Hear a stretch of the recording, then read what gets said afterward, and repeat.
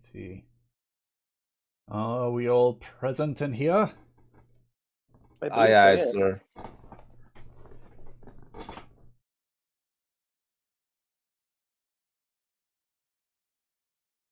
Anna is here enough, it seems. Ah, never mind, she said where. Or she said I also see that you had rolled for some stats there, Ed. Yeah, I was mucking about trying character ideas out. I think I see said character. He doesn't have hold on. The character I haven't got a name, but I think I ended up deleting what I was working He on. doesn't have anything from what I can see. Looking at the character. Yeah, because I was working on something and then I went, this is shit, and deleted it, and then didn't go back to it. Ah. Gotcha, so the plan that you had didn't work out. Yeah, because I had quite a narrow idea for the character, and I realised, like, oh, the class and the race and all that sort of stuff doesn't really work with what I want to do, so I just deleted it. Alrighty, well then. Let us begin. So, our band of adventurers, the Telaria, are beginning their journey to and through the Murrag. There are several days of travel between it and there, and during it, you have the slight issue of trying to keep a baby dragon hidden from a republic that despises said dragons. With the dragon's soulbound owner, Fur, in tow, you decided to skirt around the western side of Sangan, extending your journey by a day or so, but ensuring that curs and fur are kept concealed well enough. Your objective? The Murrag jungle itself, the last bastion of nature, it seems, among the entire Republic. Seeking out any druid tribes to help with Aki's little vision and marking that is on his chest. And that is where we left off. If I recall, because we had to end it a bit prematurely, it had just been the first watch with you all, if I'm remembering correctly. Yeah. Which was Aki, I think it was Aki and Fur. So, does anything happen during, like, do you do anything during your watch? I know obviously you made the roll and everything.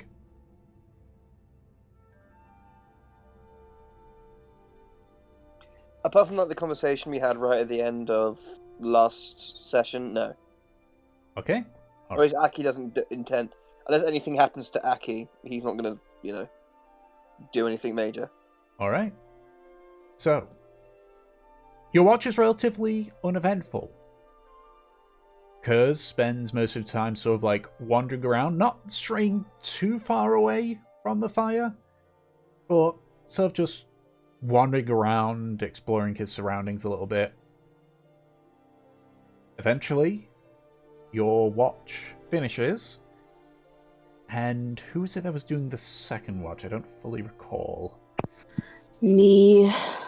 You by your lonesome? I don't remember if it was by my lonesome. I think, I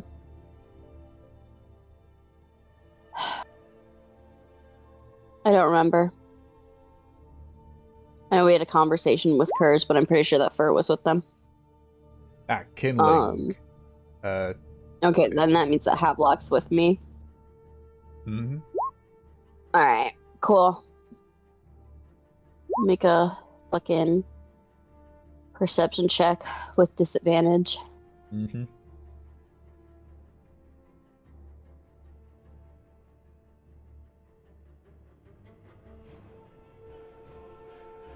Can't escape me. Fucking.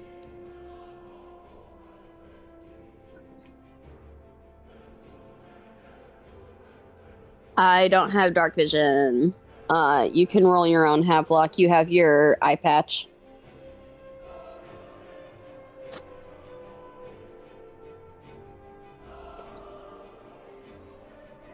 Oh my god. Ooh.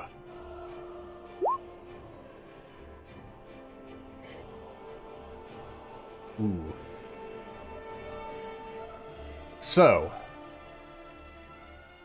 the two of you sit up and prepare for your watch. As you do, the mostly clear sky begins to darken as clouds begin to roll in. A bit of a wind does blow through, but during your duty positioning it doesn't cause any issues. However, it does blow the clouds in, covering the moons and plunging you into near complete darkness. You can only see a few feet ahead of you, thanks to the light of Havelock's eye patch, And our campfire. and the campfire. But anything beyond that, it is just a vast expanse of darkness. You strain your eyes to try and see. Then obviously the conversation happens, so I will I will hold my narration for conversation. I don't know. It usually gets dark before the first watch. Wouldn't the last one be better? Because, like, that's when dawn actually breaks.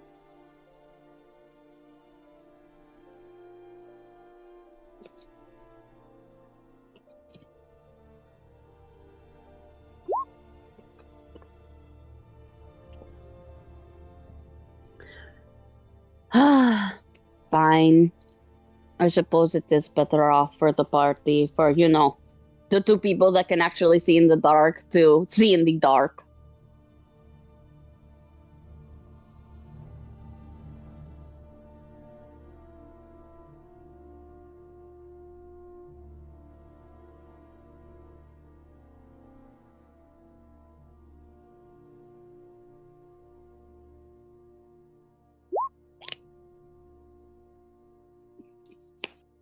I don't think that it's occurred to them that we can't see.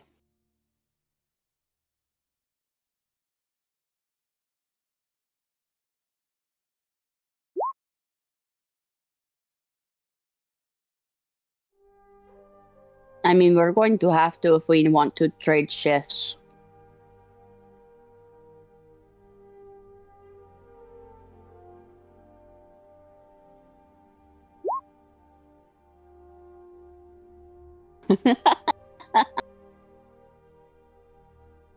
I mean, everything would be fine if, like, the rain didn't come in. Maybe.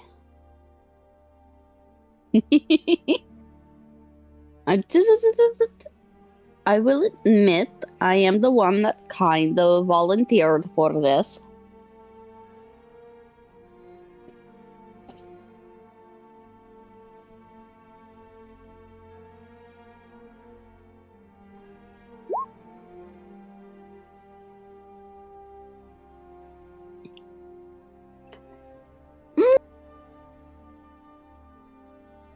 Are you saying that Aki is smart? Because that's a little bit of a stretch, isn't it?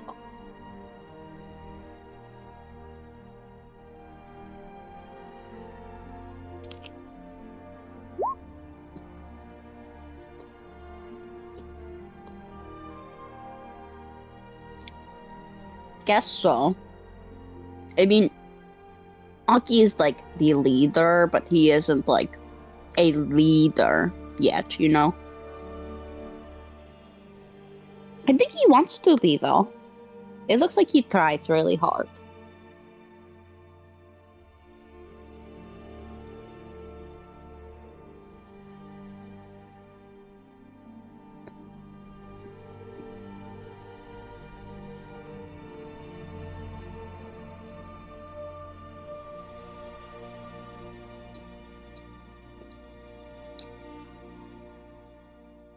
Have we even gotten first pay? I think he did pay in Port Embar. Okay. So, What? It's been like 2 weeks? 2 weeks, yeah. When did Aki say he'd pay us? Like every month, every 2 weeks? What's our payment plan? You know, we'd know this if we had our physical contract we could look back on. That's true.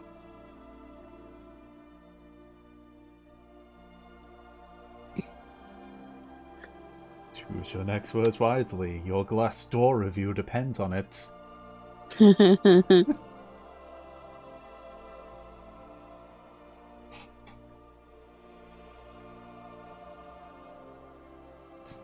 How are your benefits? Do you have dental?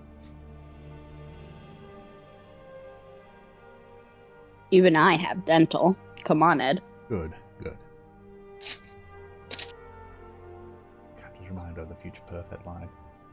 Been here with these too long? Yeah, for 3 months now. You get dental? Yeah, good. One of the best lines in video games. Okay. There we go. So he's got it written down.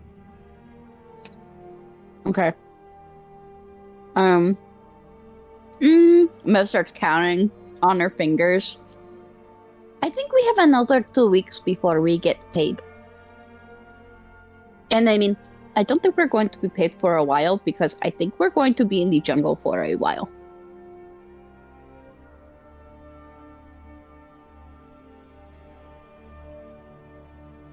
But that just means we'll get more money when we do get paid.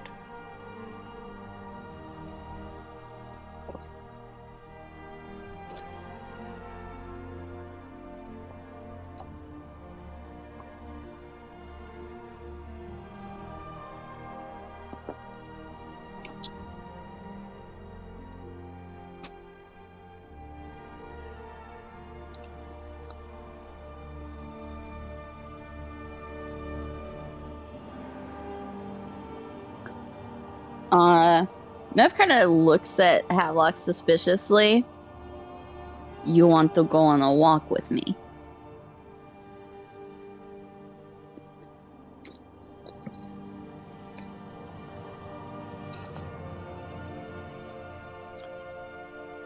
Obviously not if I repeated you, but just wondering why.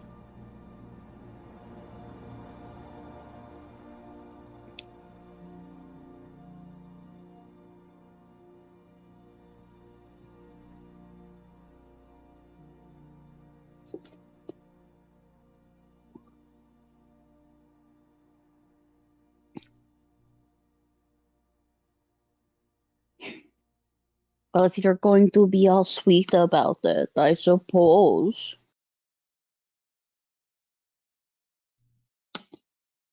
She gives you a grin.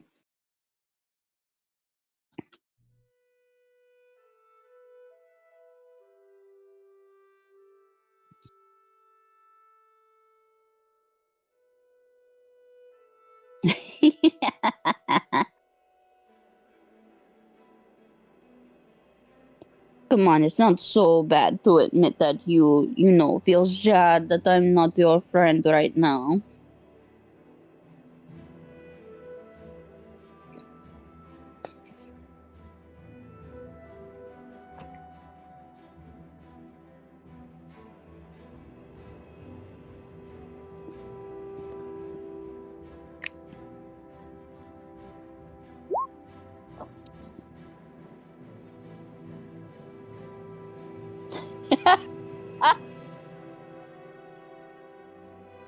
You know, Havelock, last time you tried to fight me, that didn't go very well for you. You sure you want to fight right now?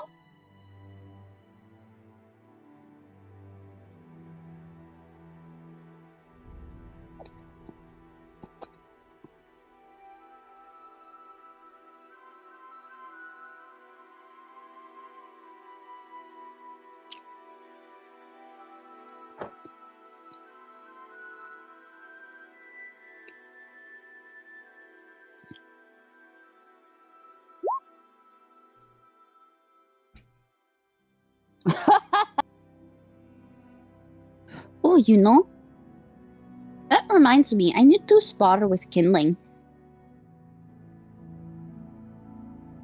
I think he's been waiting really patiently.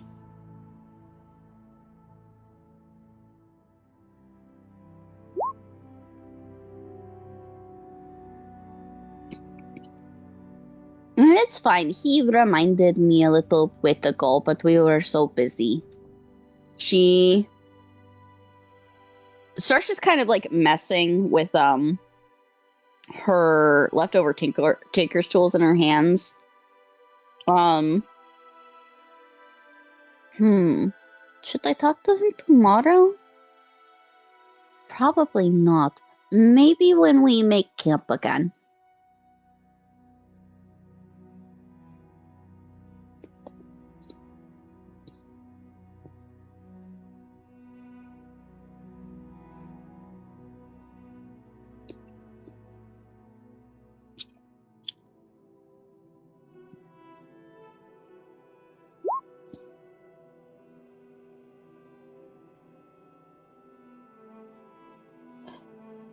I don't know. I don't want to delay everyone, and if Kindling is already, hurt and we fight someone, that would be bad.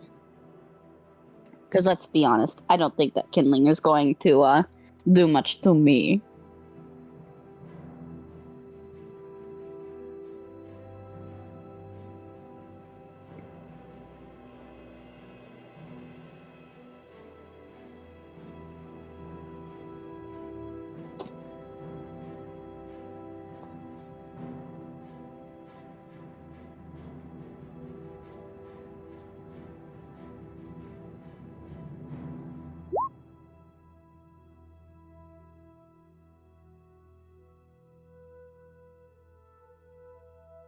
I'm not going to kill him. I don't think that Kindling would hurt me either. I mean, not fatally.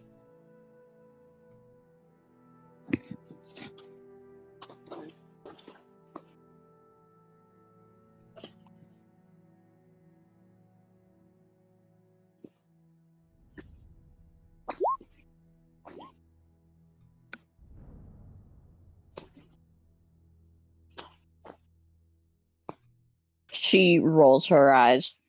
I'll wait until we set up camp.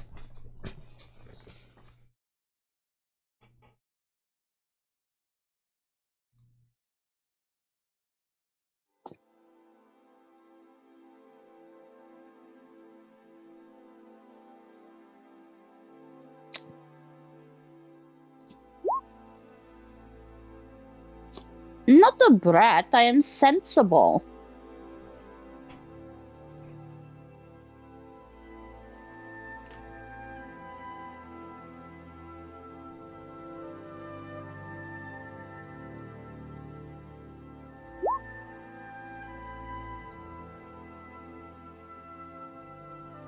Oh, you are a pain in my ass.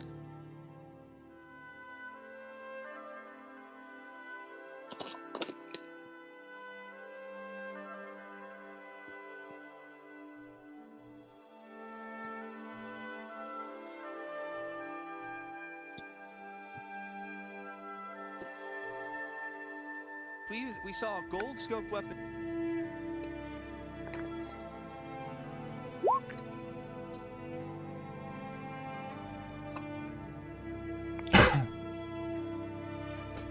Mev just kind of looks up at the rain.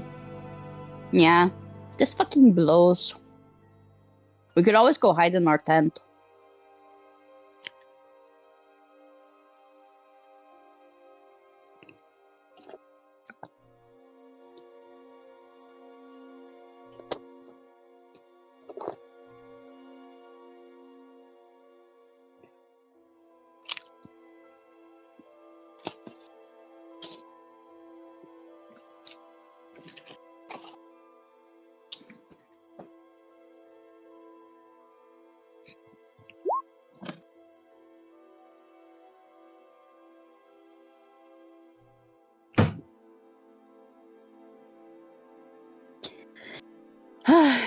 Alright, Havelock.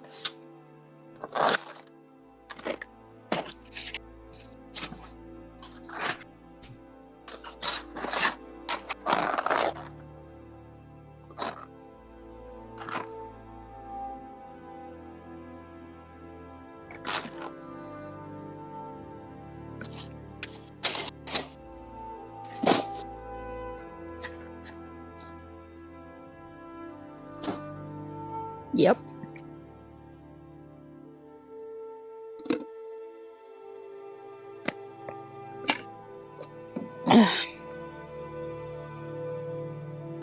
Alright.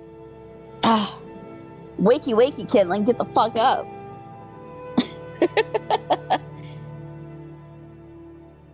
Bah. Yeah. Oh, man.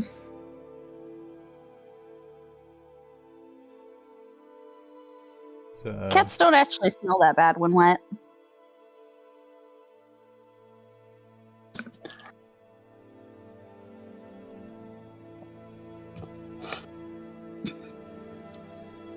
yep, perception check by yourself.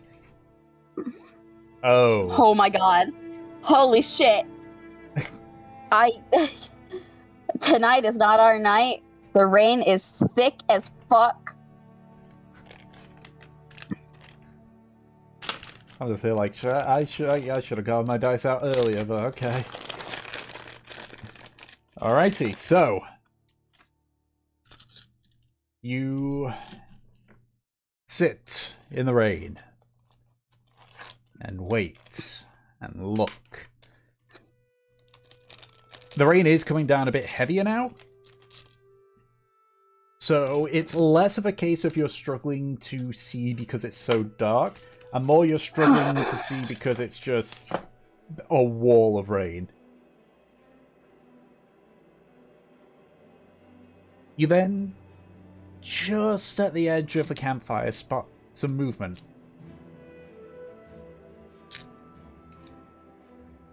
Seems to be something that's sort of slinking across.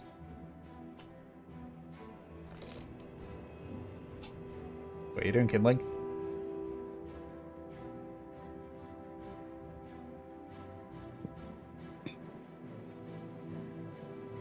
The thing stops and sort of looks in your direction. It's difficult to see because of just the amount of rain that's sort of like pouring down your face. And it just seems to be staring at you.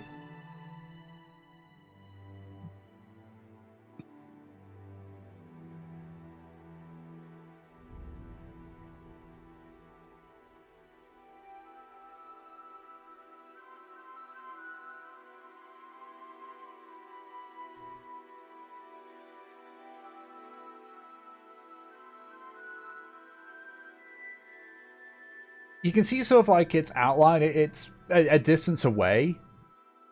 I say it's sort of like a mixture of like the low light and the rain, sort of making it difficult to see it. Make another perception check. I'll let you do another perception check to see if you can ascertain the details. 23. Okay. You're able to sort of adjust yourself in a way that the rain's not just like pouring into your eyes every second. The creature well, with a 23, yeah. The creature appears to be... It takes a second. It looks reptilian. A little bit like a lizard.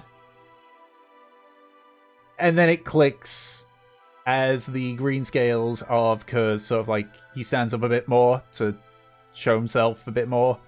It turns out it was Kurz just wandering around. Fucking. I imagine Kindling just like yelled at it like an angry parent, and now Kurz is frozen.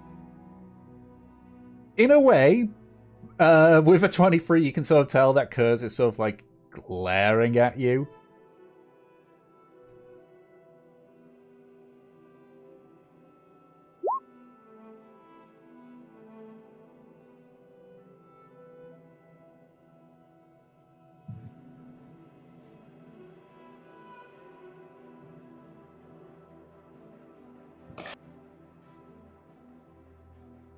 Oh, it's you. How have you been? Oh, it's you. Oh.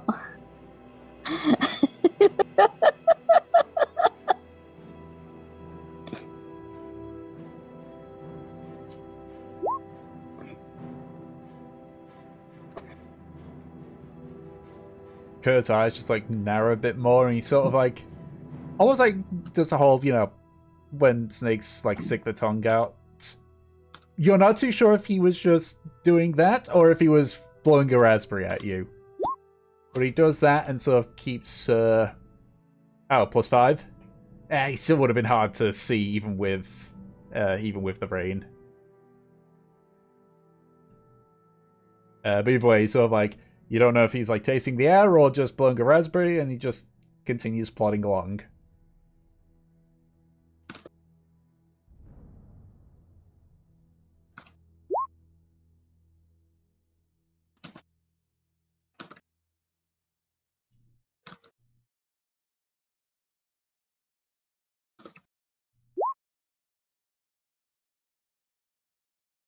All right. Barring that little encounter, the rest of your watch goes off without a hitch. Thankfully, even though it's still raining, it's lessened to to a light drizzle at this point.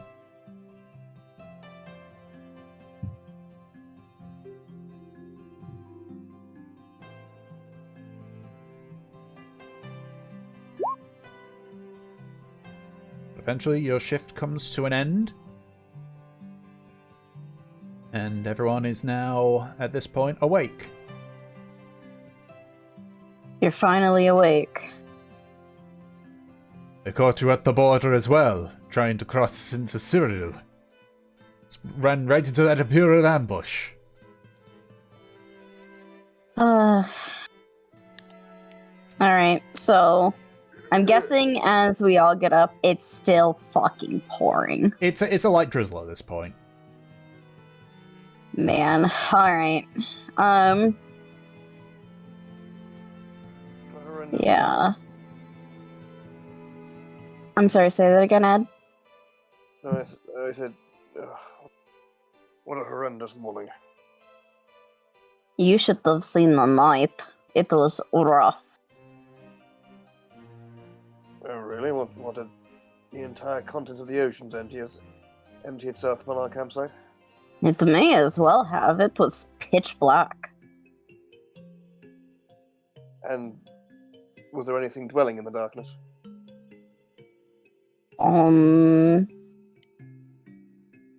I don't know, besides whatever bugs crawled out of the earth to the rain. Not really? Right. Kindling! Fucking... Yeah, Mev just looks at Kindling, covers her mouth. Oh, did you not have anything to cover up with?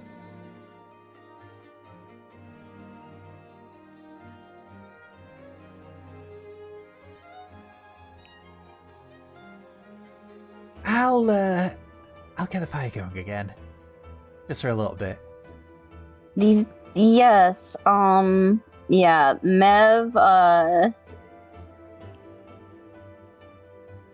Mev takes out her, blanket and just starts trying to, dry Kindling off a little bit. Yeah, Farah's, quickly, head back to a shelter and is sort of, in the process of dismantling it. Throwing, the larger sticks and such to the side. Eventually, as she finishes, she sort of, picks up that pile and brings it back over to the fire.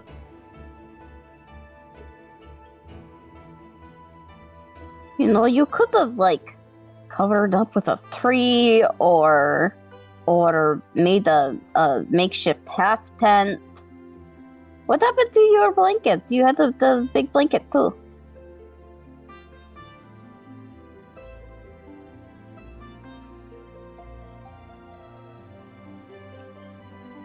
Right. Mev just kind of shakes her head. Of course, that's Kindling's logic.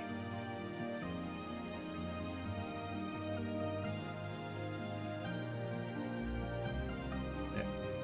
So the fire is given a lot more wood to turn into a roaring, very warm fire. Ooh, Okay, you get dry. She takes a look around, considering like how much it poured. I know you wanted to go hunting Havelock, but don't you think that everything's kind of going to be in hiding?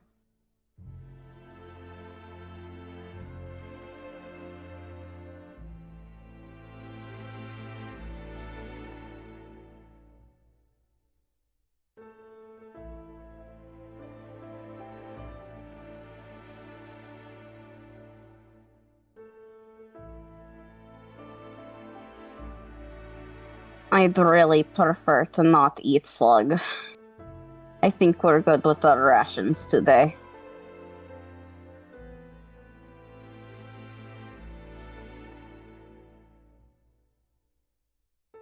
I mean, odds are there might be a chance of some hunting partway through the journey, you know, when it's dried out a little bit. Yeah, when everything comes out again.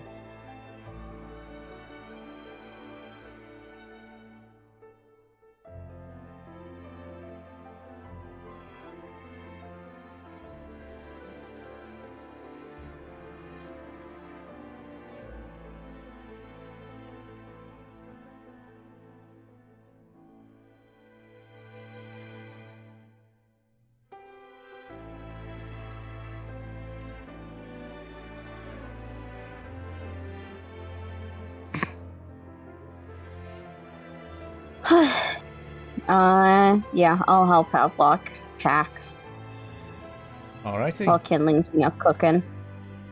Okay. Does anyone do anything beyond the normal breakfast and packing?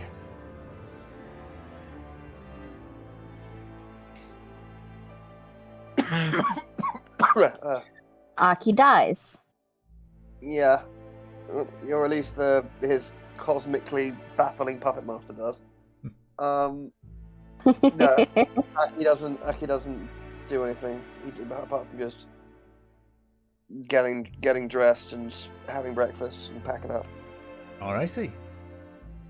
So, for the sake of brevity then, I would like somebody to roll a d10 for the next day of your journey.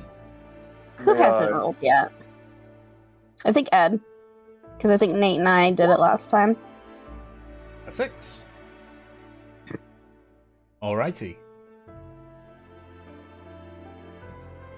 So, you begin heading southward, heading directly towards the northern tip of the Murrag.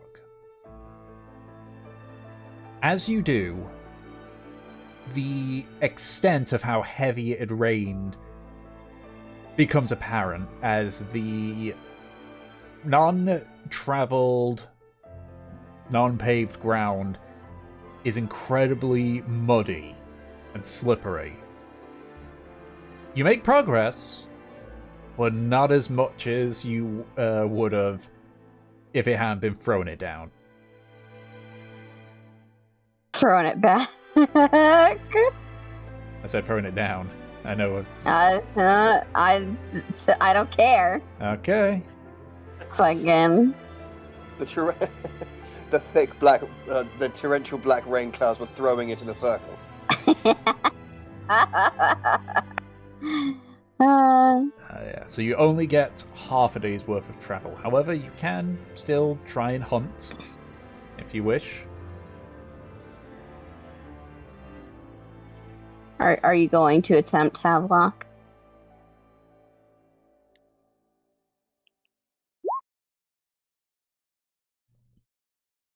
Alright. That's what I thought. It's kind of shit weather. Alrighty. So, I say, unfortunately, you don't make as much progress. Essentially, all the way up your shins, you are caked in mud. Whoa! It's flooding. But you are able to still make some progress and get to some shelter. If it existed, Kurz at this point would look like a brown dragon. Yay. I mean... There are variants. Yeah. But as far as you're Um, aware, there's no such thing as a brown dragon. Unless you're counting There's curs a caked in mud. Okay. I'm not gonna go down my fucking like Wikipedia list. I'm very well aware of who I am arguing with. I'm simply saying whether or not they do, if they do exist, your characters don't know if a brown dragon exists. Well, technically, actually. Actually?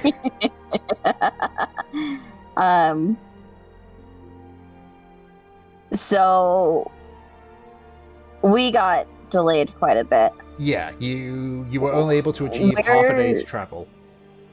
Where do we find shelter? There is a... Like I said, even though like the map doesn't show it, there are like, you know, a spattering of trees here and there. Just because if I populated it every single inch, then it would take an age to load. Yeah. But there are, like, even though it's flatlands, there are still, like, the occasional, like, wooded areas. Not particularly big. Like, you could probably walk around a batch of those trees in, like, a few minutes. But enough to create a form of shelter. Is there, any way that we can find access to, like, I don't know, a cave?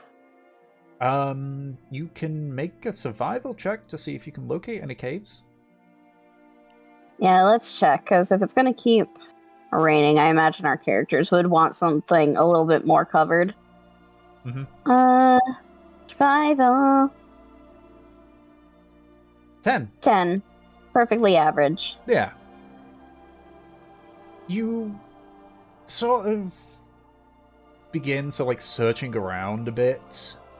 You kind of get the feeling that everyone else is kind of in the same opinion of not wanting to spend another night under the potential of it throwing it down. Or throwing it back, if that's how you want to go with. I'm sorry. We'll... as luck would have it, it's not spacious. It's not, in fact, it could practically only be considered like a rock outcropping, but you find something that closely enough resembles a cave. It won't fully protect you from the elements like a full-on cave would, but at least you've got something solid above your head. Better than nothing.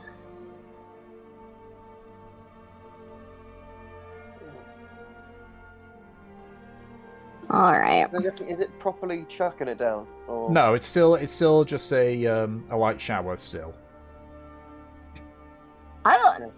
You can't say it's a light shower now. It's been raining all day and we're covered in mud. Like, that's just because of the amount of waterlog that the ground has been when it was raining very hard last night. And it's an accumulation. Basically, the ground's been waterlogged. Alright,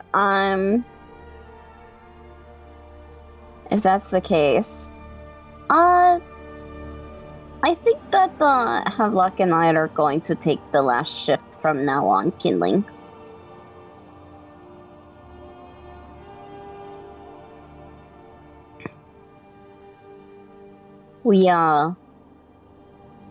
Yes, we can't fucking see.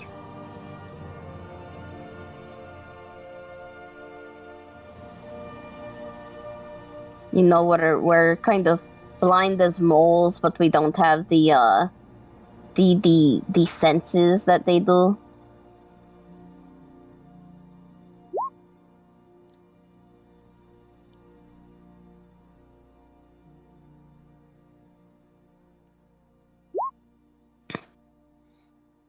Yeah, I kind of figured.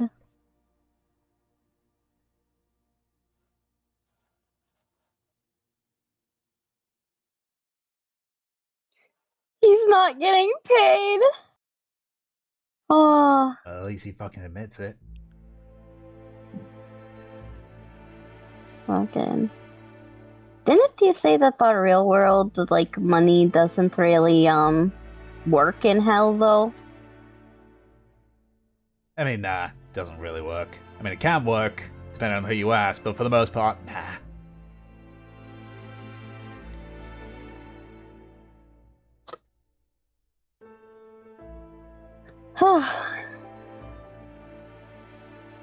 Alright, then we're going to take the last shift, because we cannot see. That means you're doing the middle shift. So, good luck. Mav just pats his shoulder.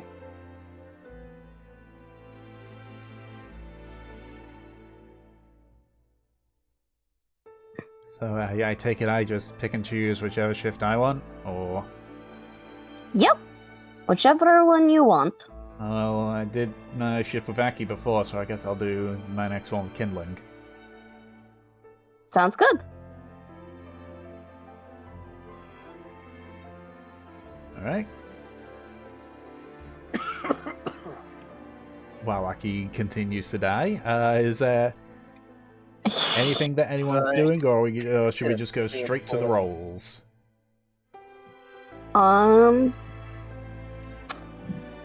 I was going to fight Kindling, but considering the state of everything, I'm gonna leave that for now. Well, I'm hold on. sorry, Kindling. Can I just, before the rolls start, can I throw down a quick half of Moonlight and Shadow? Sure. Okay, yeah, just like in the middle of this rocky alcovey cavey thing, just Aki just puts a hand down on the ground, mutters a few words, and then suddenly everyone can see better. And yeah, What? basically, yeah, so he puts half the Moonlight and Shadow. Alrighty. So if no one's going to do anything else, then I need Aki to make his first roll. Ooh, okay. Intelligence, is it? It's perception. Intelligence has fucking persuasion, perception, shit. Things aren't okay. Roll. 12. Why have I got that on? Because I think it's because you're used to always having someone with you. It's fine. And then plus 12 plus and then 5 plus 4. 2. So that's 19 total. Lovely. Alright.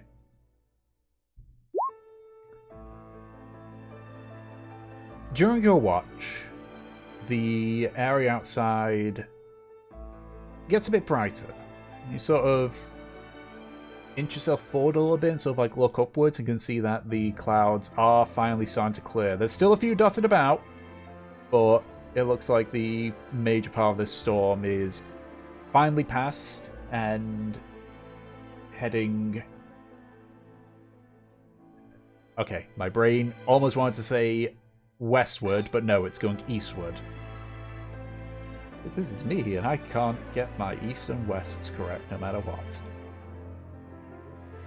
But beyond that, nothing appears to harry you during the night. Oh shit, they're invisible. So, your shift comes to an end. Her and Kindling wake up for theirs.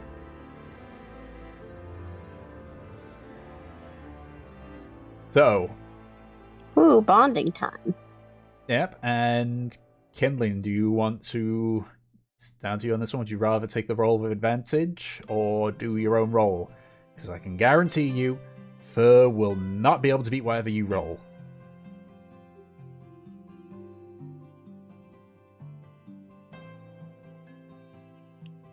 Because she is not proficient in perception. Which is weird, because she's a hunter. Nah. Separate rolls? Okay. We got our normal, yeah. Oh, a 6? A 7. Oh my god. You guys.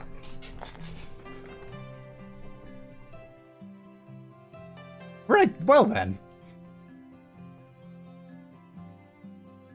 The two of you sort of sit in silence for most of this, sort of like looking out.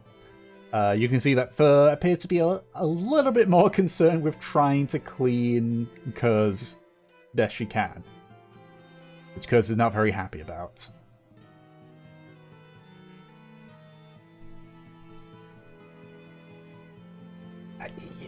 Yeah, what about Curse? Say something.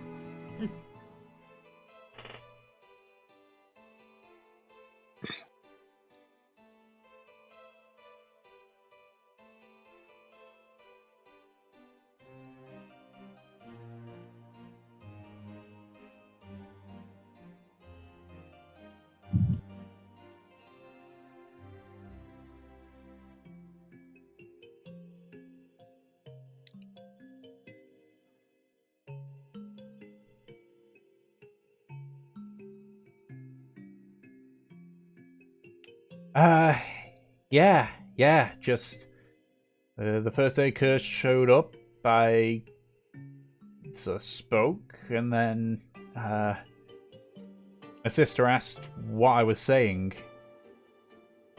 Turns out I spoke to him in Draconic that entire time.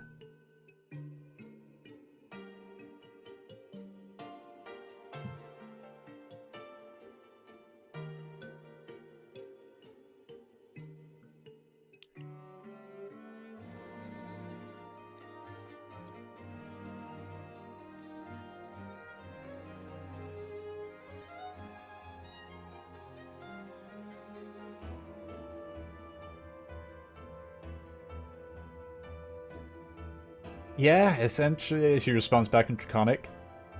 Yeah, essentially. I mean, over the years, I've sort of been able to separate the two, Common and Draconic. But yeah, I can just understand it as is.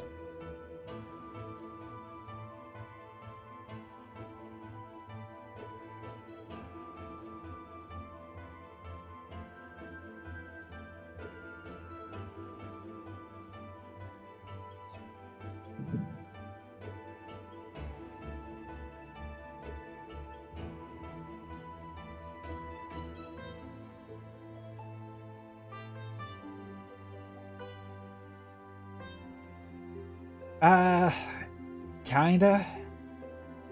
Tell him to stay out of sight, you know, for obvious reasons, but he does wander a bit here and there.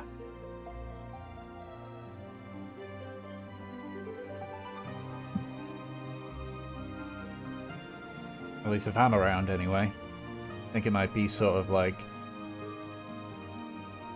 patrolling, you know, establishing a perimeter, that kind of stuff.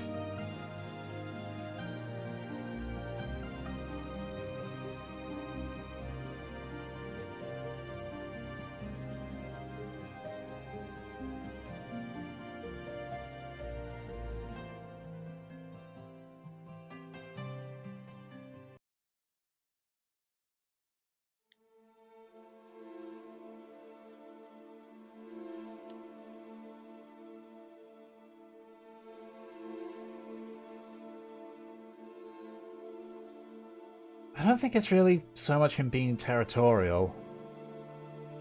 I think, well, I said before, he sacrificed himself for me. I think he's just kind of protective, you know? Considers everyone that's not me a threat. Or a potential threat.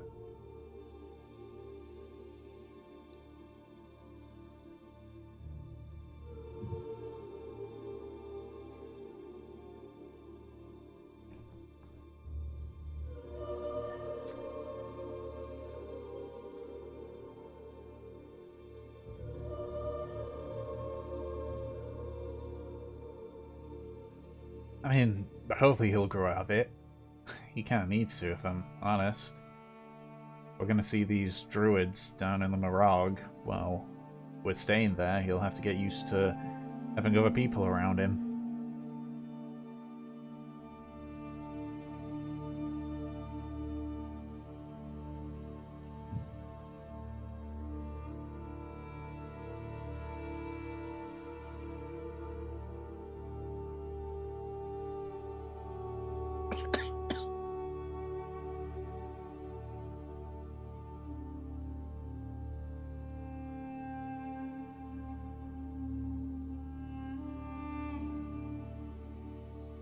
I mean, at the very least, he hasn't really been growling at any of you. Oh, you guys probably haven't been able to hear it because he stays close to me.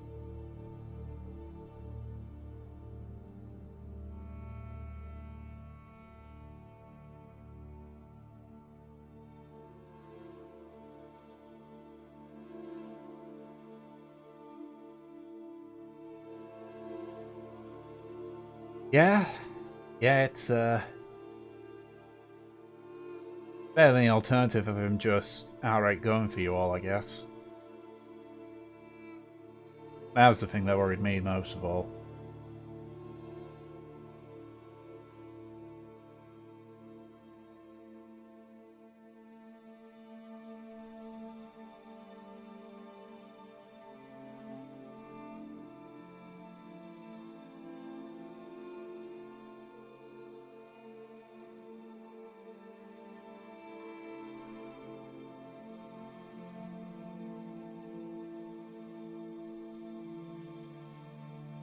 I'm sure he can.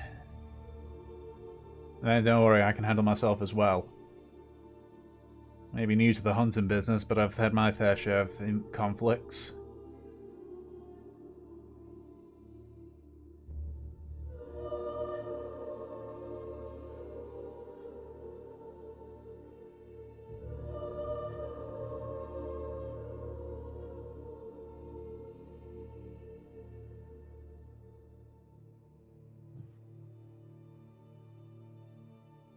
With a slight smile, Fur just goes back to trying her best to clean up Kurz. Mostly unsuccessful because Kurz keeps shifting around and trying not to.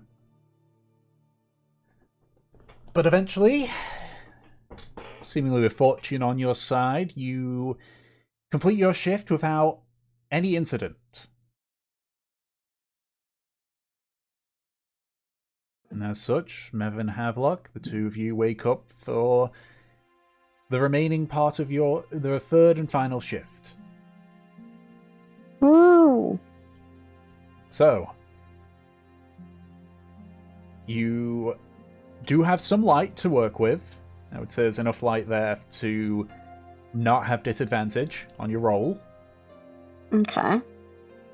So you can either do straight rolls each, or one of you with advantage. What do we want to do?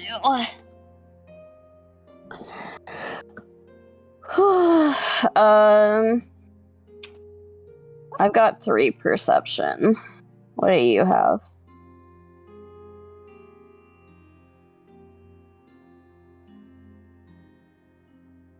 Alright, yeah, I'll take the advantage. Double ones. Listen, Tom. Oh my god. Took a while for that 20 to load up. Oh, fuck.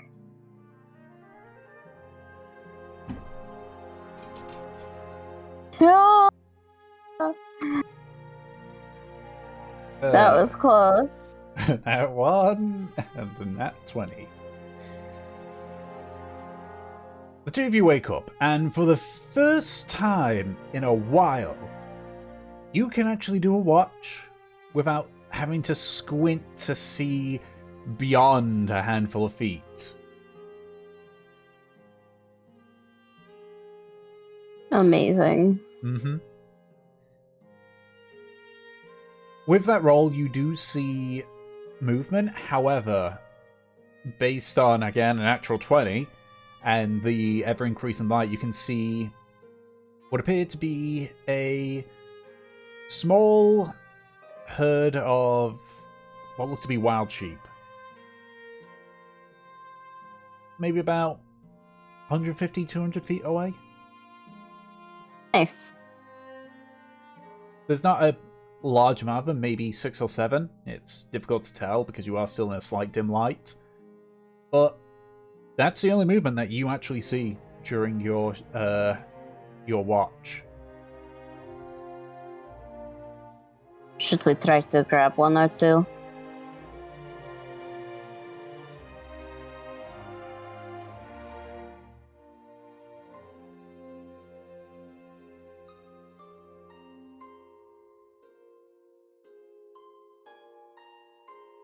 Alright, we're gonna try to I imagine shoot some of the sheep.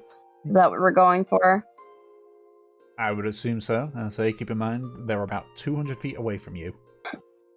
That's fine.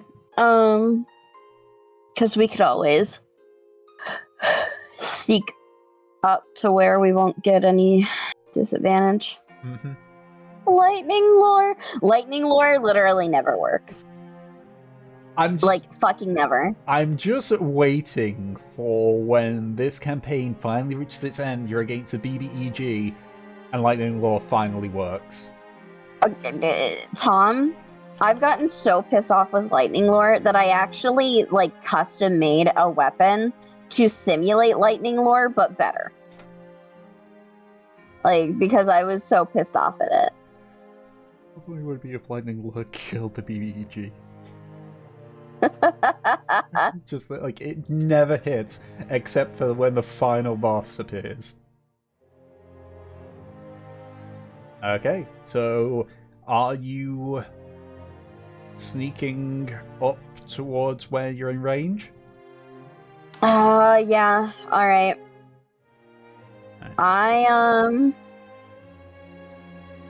Yeah, it's nighttime. I wouldn't have my armor on. Mm-hmm. So I'm gonna take that off of me for a second. Alright, let's...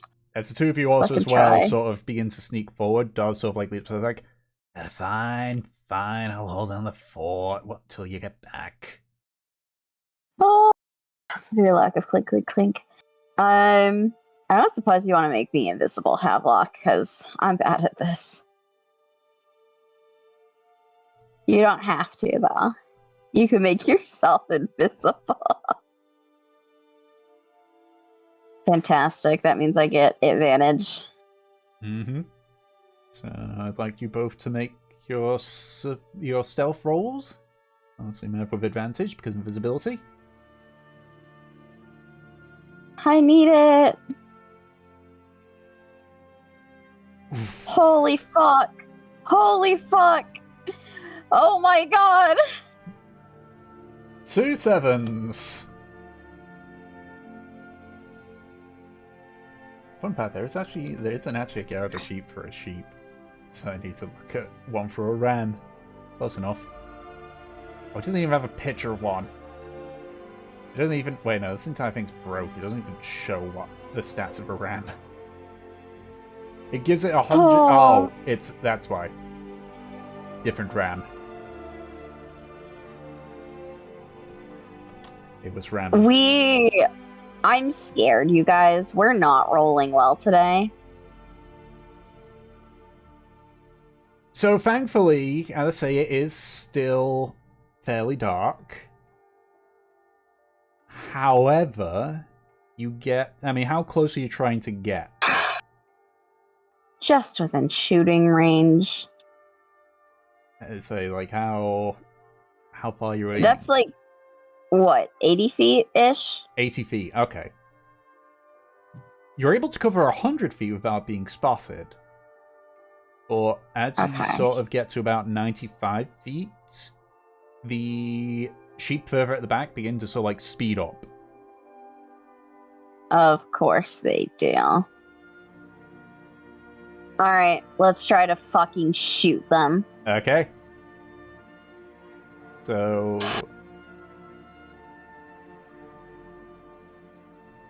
Yeah. Yeah.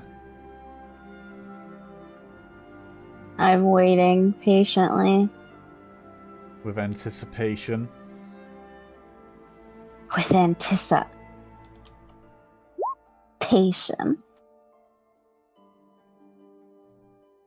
Alright. Now can I shoot it? Will you let me? Yeah. You're within range, so I can see. Yeah, fantastic. You're out of effective range, so your attack does have disadvantage.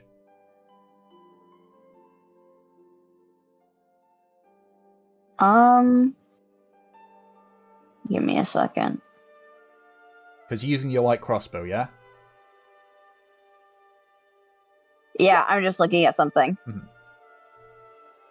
A 10. I'm pretty sure that hits a sheep. Extra attack counts for ranged, right? Because it doesn't say that it doesn't. Does your crossbow have the loading property? I mean, it doesn't say that it does. Let me have a look. Essentially, the question is if it has the loading property, then unfortunately not. Yeah. But I don't actually think it has. Let's see. It has loading. It has loading? Okay. Yeah, so you can only fire one. But that does hit. Well, that's Havelocks.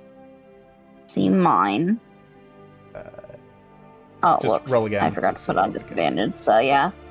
6, that Nope. misses, unfortunately. So the bolt does, like, sink into the flank of one of the sheep. It's still standing, but it's still running. But it's still running. So you can probably... I mean, I'm having to use the stats of a cow here, because believe it or not, there is no sheep thing. But I'm just using a general, like, thing. Yeah, it is odd. But I would say a sheep is slightly faster than a cow. So they do start to pull away, but you are able to sort of, like, keep giving chase for a little bit longer. So you can... Okay, so I could probably get, like, another hit in. Yeah, they're... You could actually probably get a handful of hits. It's just, say, you got disadvantage for it, because Yep. the light crossbow's got Alright. the light crossbow's got a max range of 320 feet. Compel duel. You are not close enough for Oh my compel God. duel. Oh wait, hang on. I'm not gonna hit these fucking things ever. Are you about to? Just because you picked compel duel, are you about to fucking Eldritch Blast a sheep?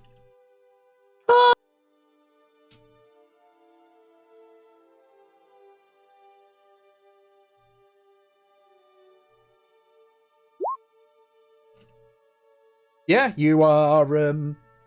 At this point, if you're still giving chase, they are about 95. You are 105 feet away from them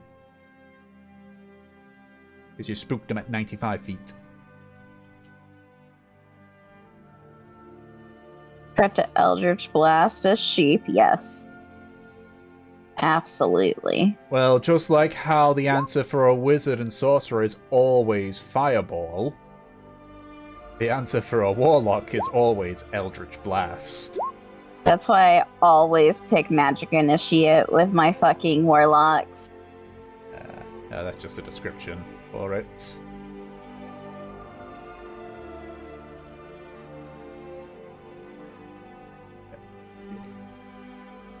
How much damage was that previous shot?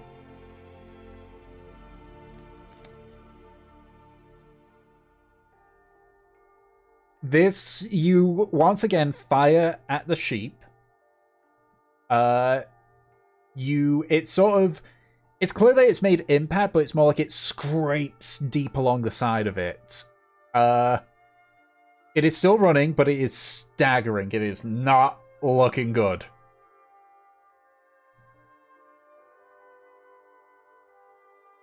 So they move again. I assume you continue to give chase. They are now 115 feet away from you.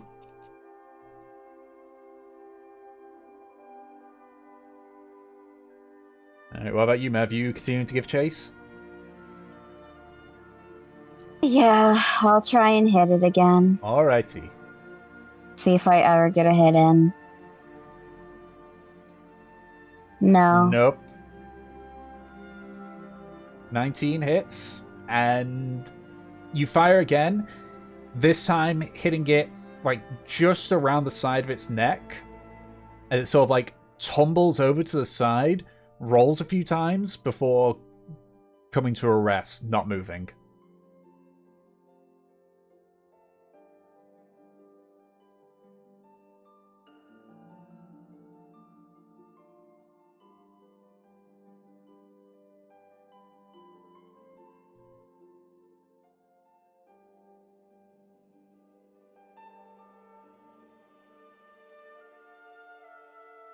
I'm not very good at this. So that sheep was still with the flock. It's just that they're gradually pulling away from you. I guess I'll try to shoot one more time. Okie dokie. So you continue to chase a bit more. The main flock is 125 feet. Does that mean I have to keep rolling it with disadvantage? Yep. Your effective Of range of course. a light crossbow is 80 feet. But you can keep firing at them until they're 320 feet away from you. Hey, that hits. What? You're able to hit one in the flank.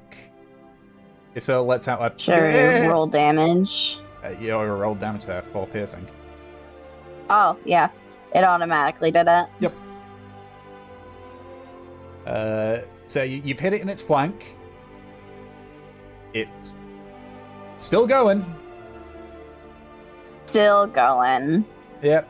Fucking. But as I say, you can literally keep firing this thing until it's 320 feet away from you. Let's go. Alright. 135. Yeah, that hits. And... is that actually... no, I don't think it is, but it's damn close. Yeah, it's damn close. So I need to hit one more time. Yep. You need to do a decent enough hits with decent enough damage. Well, you just need to do decent enough damage with the hits. So, keep chasing, 135 feet. That misses, unfortunately. Just. Alright. Try again. Alright, 145 feet. Realistically, you could probably just run them down with just shooting at them wildly. How do you do -1 piercing? Because a crossbow is dex handled. But I thought it's like, at minimum, you can only do 1. That feels like the calculation's off. No. No, it's not. So you inadvertently heal the sheep 1 health.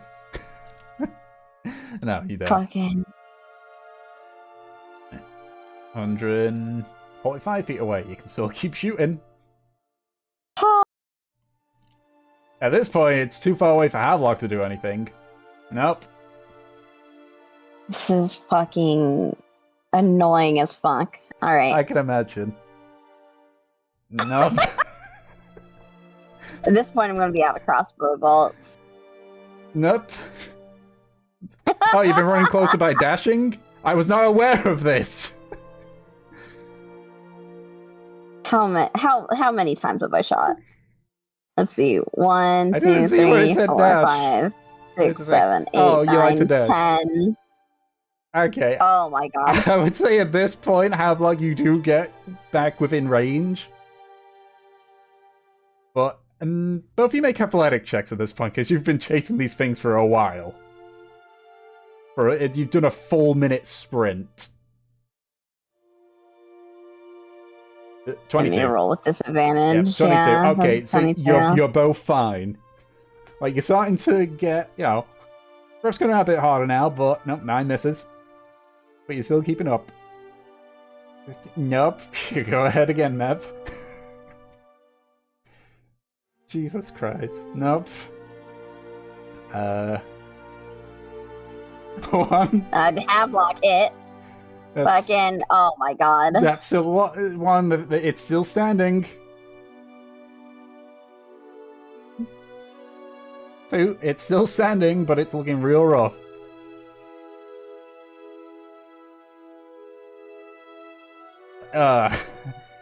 There we go. Eventually, with the 6 force damage, finally, you floor a second one. At this point, you're both, like, right up to where the first sheep had died. Oh my god.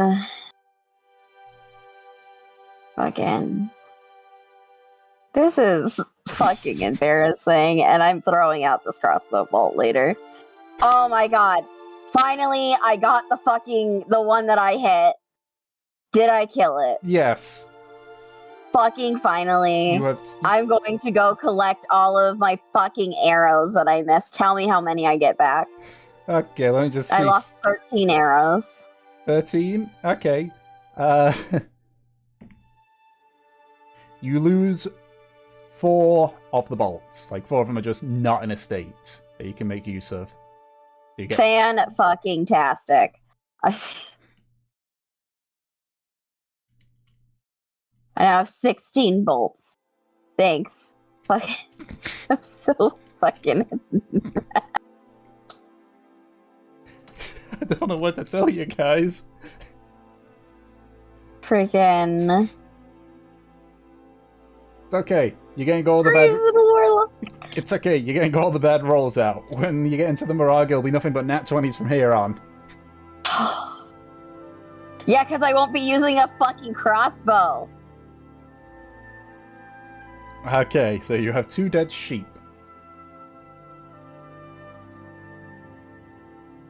We have 3 dead sheep. 3 dead sheep, my mistake. Thank you. I worked so fucking hard to get 1.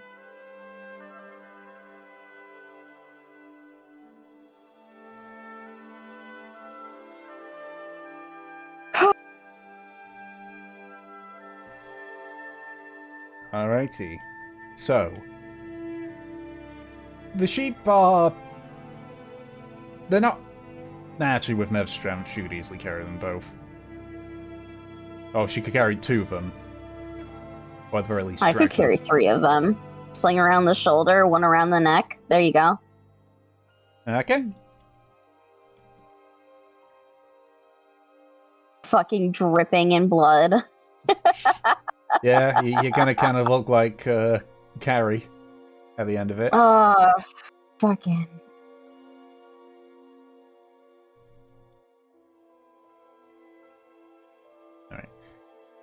It is a little bit on the awkward side with your shorter stature, but you are able to carry the sheep back all the way towards I'm the good. camp. I know I'm good. Thank you. Oh, I can just feel the bitterness emanating off her right now. Mev carries these fucking sheep back. Never going to use a fucking crossbow again, ever. Just fucking covered in sheep's blood. Good for her. Mm-hmm.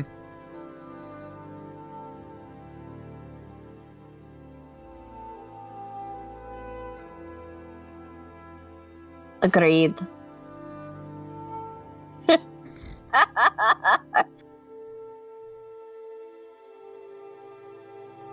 Nobody needs to know. Oh, fuck. So, it takes a few minutes for you to get back. You had gone a bit far away, but eventually you return back. Daz is just kind of like sitting there on the ground, just watching you both walk in. Had a good morning, Jog. Yeah, it was great. Mev fucking throws the sheep on the ground.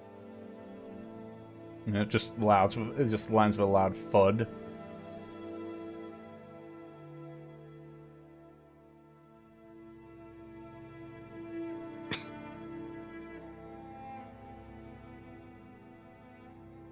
Depends on Again. if you're a light sleeper or not.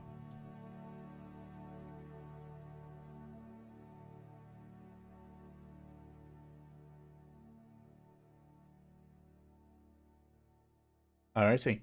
Yeah, no one else seems to wake up from it. Good.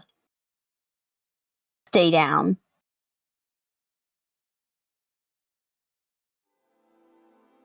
Alrighty, so what are you going to do with these 3 dead sheep?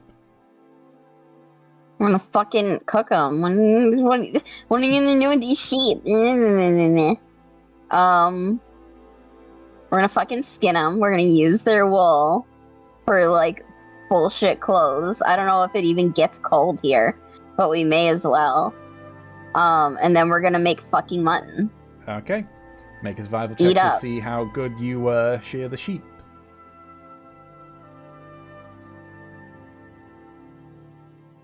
Alright, You want to give me advantage, Havelock?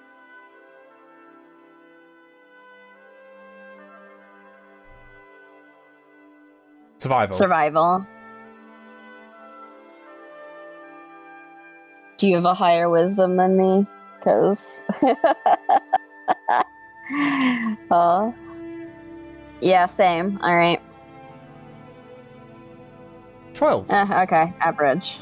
Yeah. It's passable. Better to be average than fucking shit. Yeah. You you get a decent amount of the wool out of it. That you can see that they are actually starting to grow their the more wintry. Yeah. So you're able to get What on your tombstone? yeah, on your tombstone. I'm curious now. Which part of that conversation? No. It was. I'd rather be average than fucking shit. Yeah. Oh fuck. I'll say you're able to get the equivalent of a sheep and a half's worth of wool. Sheep and a half's worth.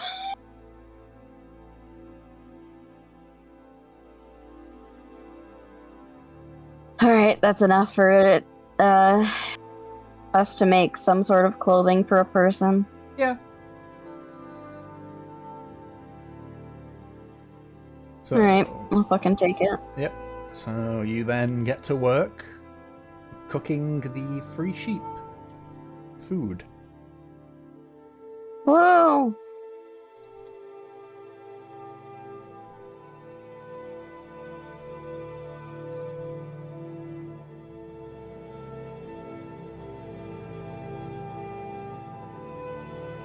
Woolen socks from the fastest sheep in Karmora. Fuck off immediately.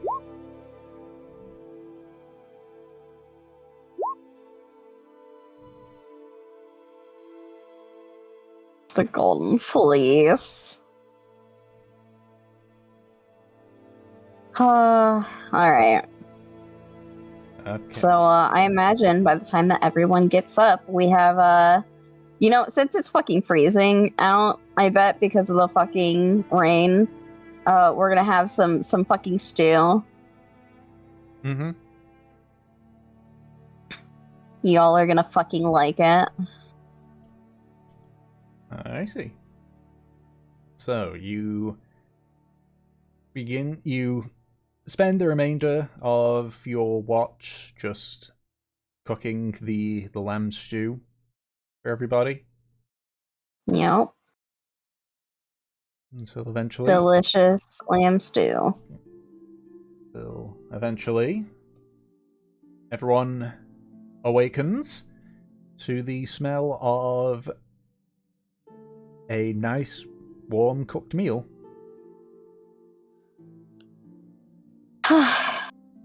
Havelock has the chef feet too. Mm-hmm. So fucking enjoy. What does the chef feet actually do?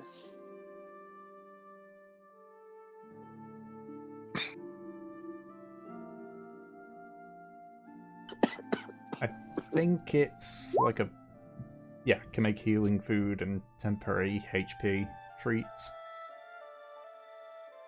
Oh, cool. Also, I'm pretty sure it makes you proficient with cutlery equipment. Because it'd be really weird if it doesn't. I could imagine. Oh yeah, here's the chef feat. By the way, you still don't know how to use pots and pans.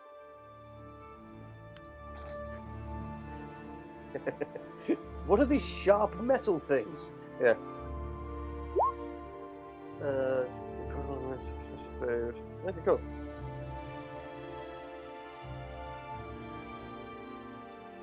Yeah, Aki sort of clambers up from the floor of the little alcove and takes a deep breath and goes,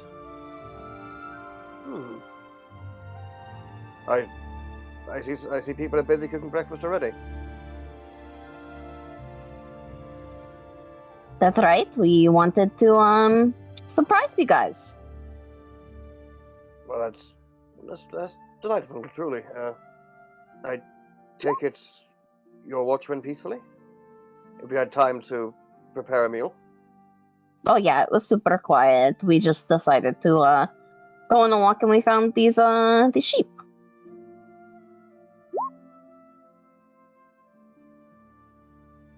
Found, eh? Well, I mean, how else would we have seen them?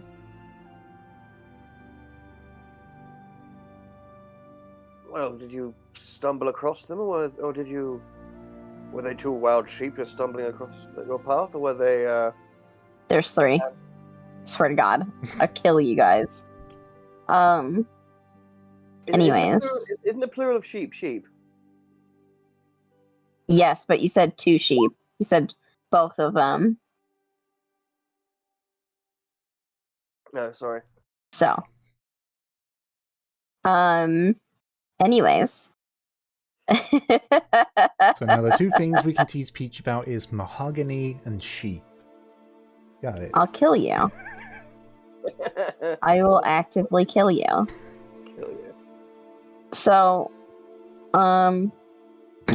back into character.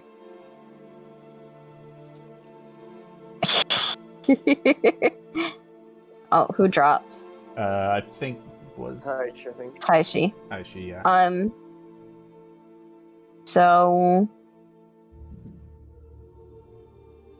yeah, I got called away, that's why I got it. well, we found them nearby the camp, you know, they were in like this big herd.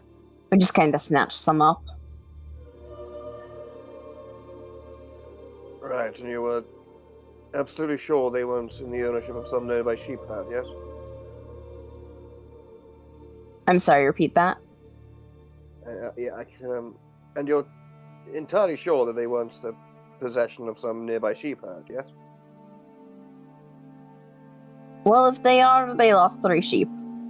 Oh well. I mean, was there a sheepdog with them? Nope. And they weren't anybody's sheep? Well, do they have any brandings or markings or any indications they could be someone's property? I don't know. Do you want to look at the dead sheep corpse, Saki? Would you like to stick your face in it?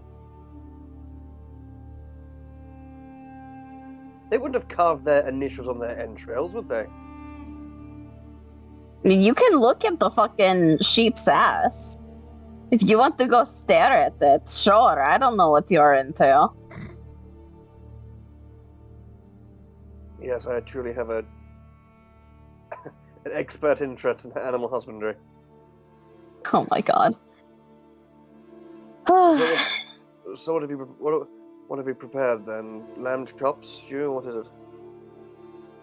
It's lamb stew with lots of veggies. Okay, I must say I'm been frozen to the bone in this weather, so I could do with thawing out my insides, I suppose. See? Say thank you, Mevin Havelock. Thank you, Mevin Havelock. Thank you. My pleasure. I always acknowledge excellent work. You don't happen to have like any like solid piece of the sheep still? Oh yeah, we've I mean, we got 3 of them, so we've got an extra. And she points to the sheep that hasn't really been used yet. I'd rather not have Kurz bite into something we could use later. You can sort of see like over near where Third sit, just Kurz just staring directly at you all. So you want us to kind of like pack it away? No, I just, with the sheep that you used, if there's any solid pieces, like, I don't know, part of its leg or something like that, I can just throw it to him. Oh, right. Mev looks around, because I imagine that she would have thought of that for Kurz. She just gets out like a plate for Kurz. Yeah. first like reaches out towards. It's like, how about you try? See if he can get adjusted to you. Sure, yeah. Then Mev will go ahead and take the plate to Kurz. All right. Hello, Kurz. He's just staring directly at you. Like almost She's unblinking. going to she's just gonna sit close to him with the plate. Okay, and you're about 5 or so feet away from him. Cool. Okay, what's his body language? Make an insight check. Cool. My dog's barking. Give me a second. Inside. Who's ready for me to roll terribly as we've been doing all day? Oh shit. Oh my god. It's something.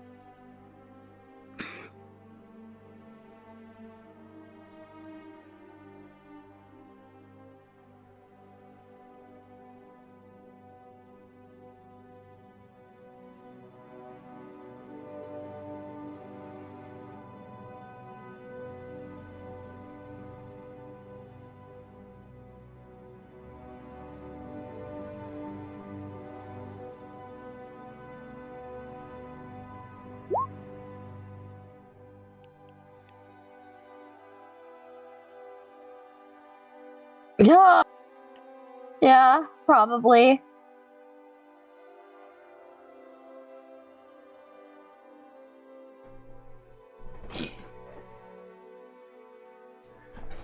$20 insight. Got it.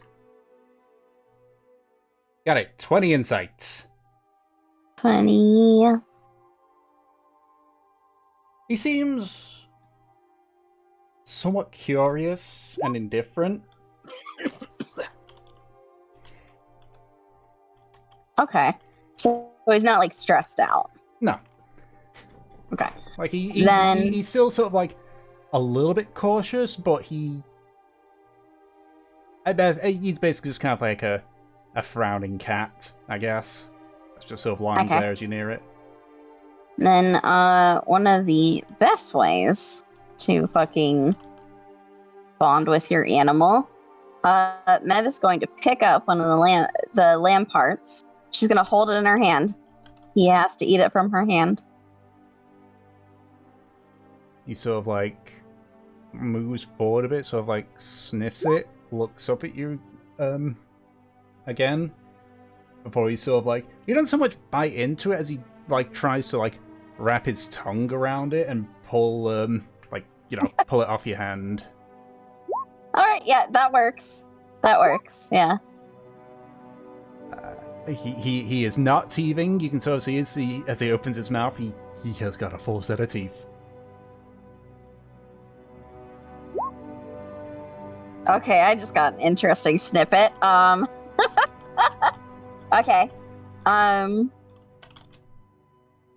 Fuck. Yeah, Mev will let him do that, and then she'll take another piece of the lamb. She will hold it out in her hand. She just kind of tilts her head at him, giving him that like equally knowing look.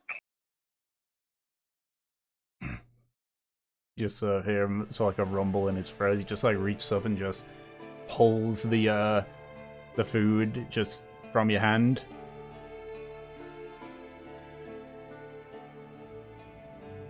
She's going to speak telepathically.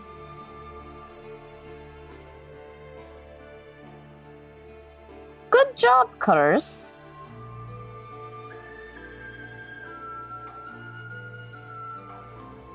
He responds back. For the first time, you hear the voice of Kurz. He's saying,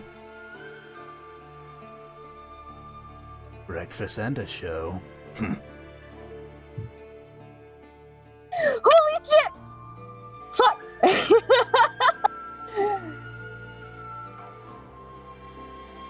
Mev, you guys obviously can't hear any of this, but she looks a little taken off guard.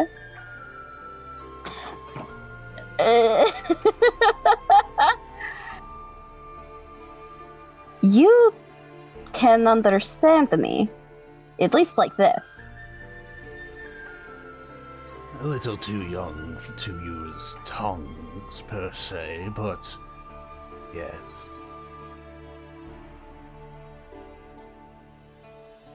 You sound a lot more mature than I thought you would. I wouldn't know. I know not my own voice.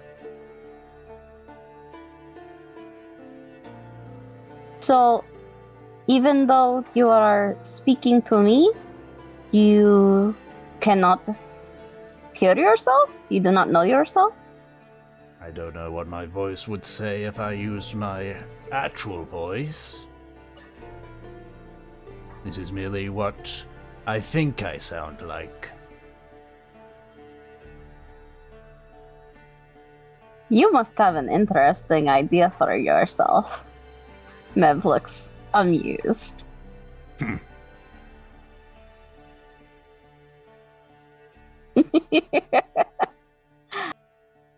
You knew.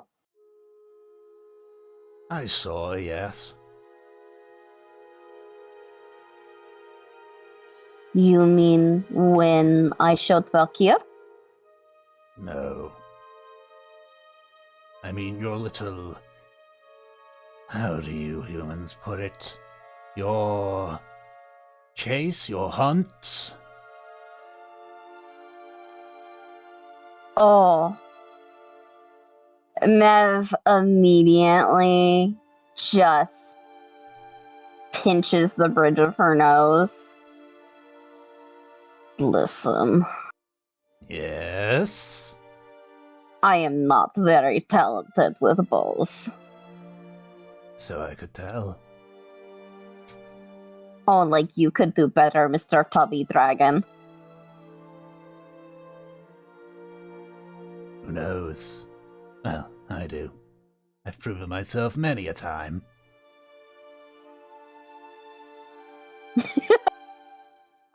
Mev gives him this look like, yeah, shithead. You've never seen a smug dragon, but you can feel the smugness Oh. emanating from this little guy. Bastard! Fucking. Mev just looks at him and is like, yeah? Then why are you eating out of my hand right now? Because you offered it. You could have said no.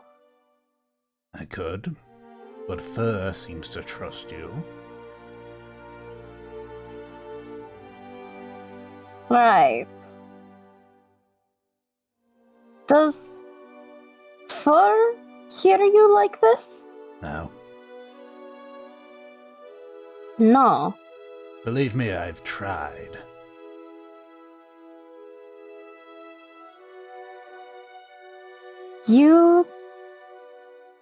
Are you telepathic with her?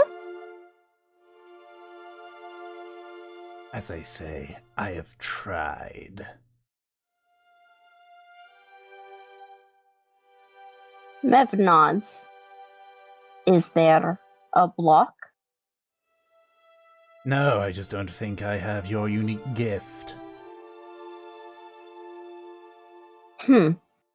I thought that you might, considering the almost psychic link you two have to each other's feelings, the pull to one another.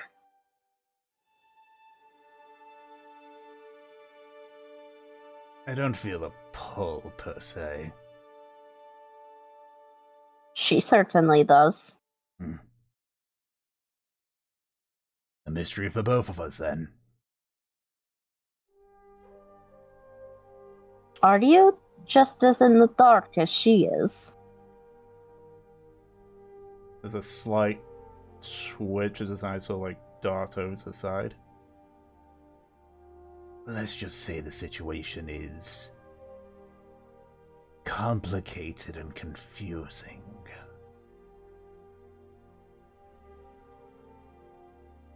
Alright.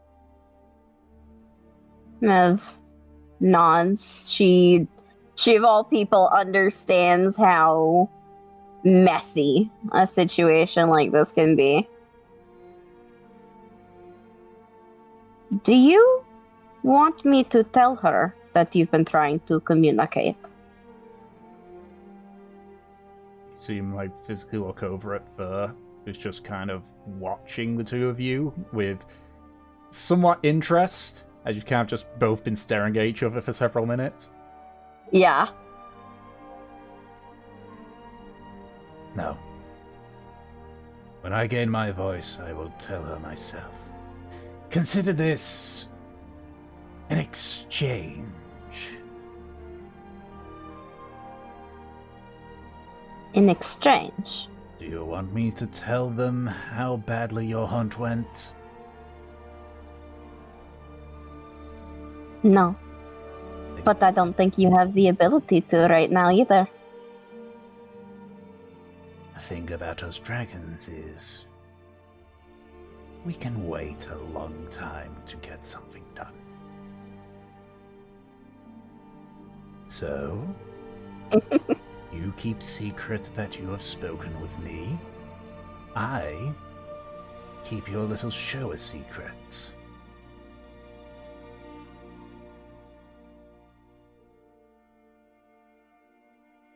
Alright.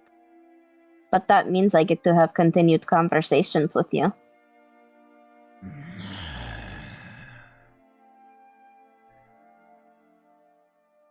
Do not think that because we can communicate that I will spill everything about myself to you.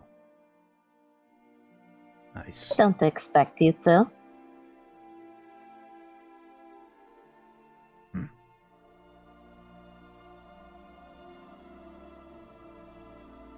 Just continue staring at you in silence.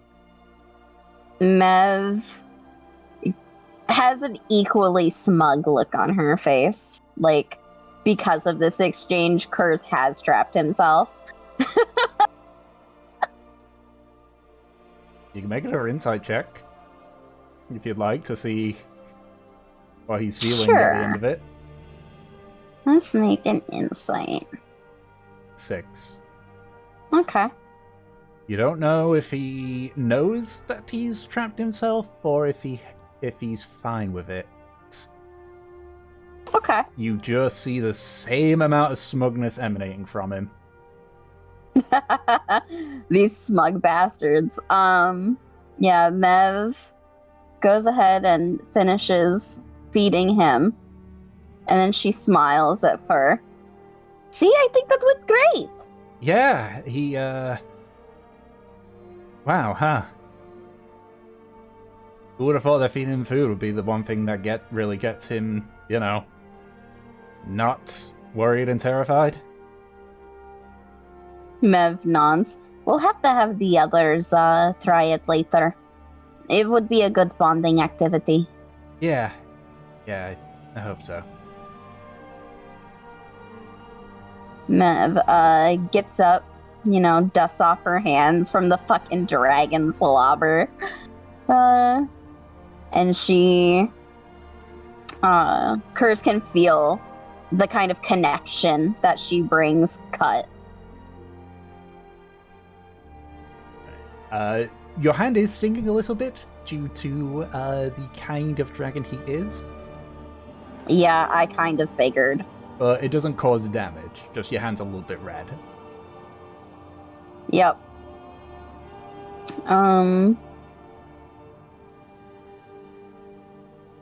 Yeah, everyone else go ahead and eat up. Fuck, I'm so glad. I thought to myself, like, wait. Yeah. Yeah. You See, connection's powerful. because of what I know about the dragon that Kurz is in the first place, Mm-hmm. I was side-eyeing it kind of the whole time. Mm-hmm. Yeah. I didn't expect my telepathy to make him crack. I'm glad I was right, though. I fucking love the telepathic thing. Like, it's such So good. such a cool ability. Like, it's like, out of all the feats, that has to be one of my favorite, because it's not breaking anything, but you can have stuff like that. Anyway, yes. Yeah. What is everyone else doing? Or are they just eating in silence?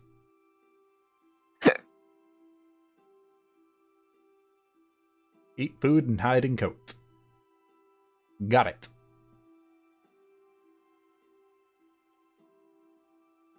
Oh, the dex roll on the food quality? Okay, have luck. Proficiency, dex plus proficiency. Advantage because I helped you. And advantage, yes.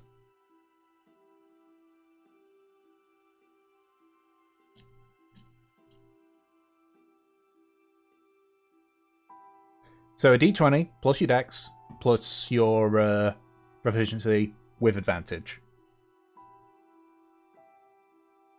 Gee.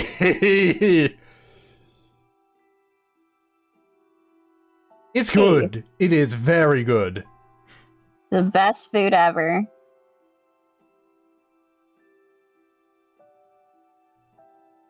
This shit slaps. Yep, there's a tiny bit of bitterness, but you're fairly sure that's just maybe the sauce itself.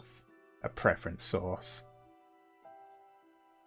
Preference sauce.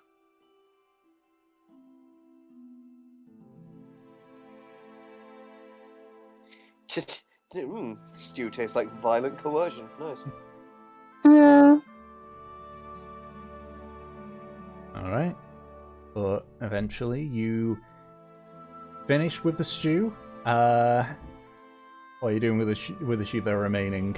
Or what's left of them, anyway? Yeah, it's a good fucking question. We can just pack it up, like, cured or something, and leave it for tonight.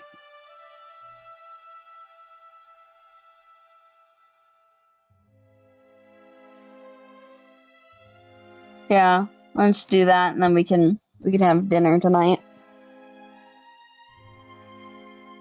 Because it'll be good for the day. Make some treats out of it. Well, hopefully tonight will be better.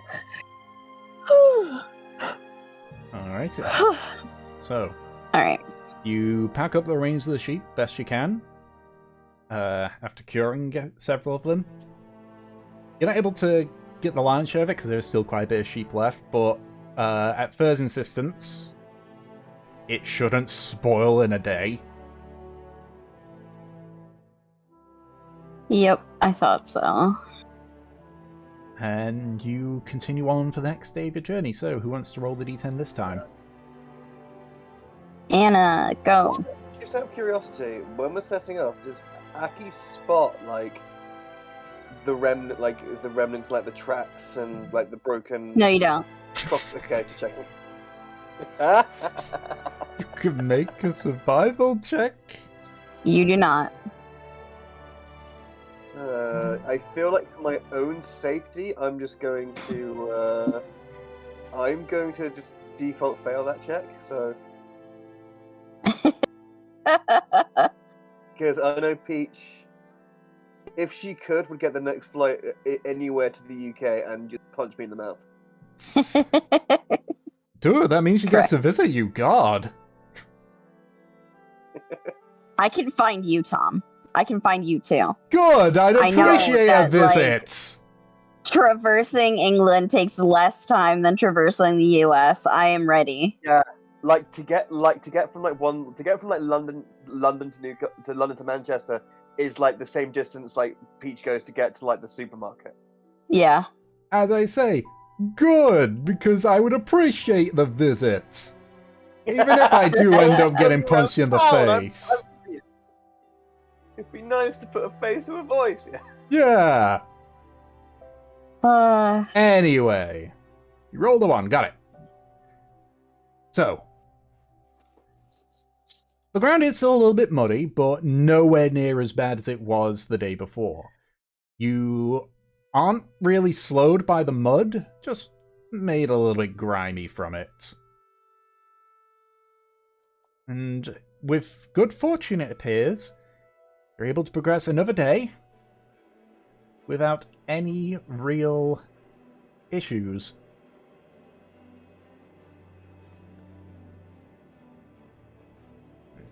Just quickly check to see how far away you guys are. So that day, day and a half. I've had to communicate with. Okay. How do I spell Kers again? Kers. Kers. Thank you. Mm-hmm. PRX. You're listening to Radio KRS Yeah, I was like, 105.4. Next up, we've got another running of Rick Astley's Never Gonna Give You Up, followed by Gorilla's Feel Good Inc. I don't see, think I you're ready to present it. freaking.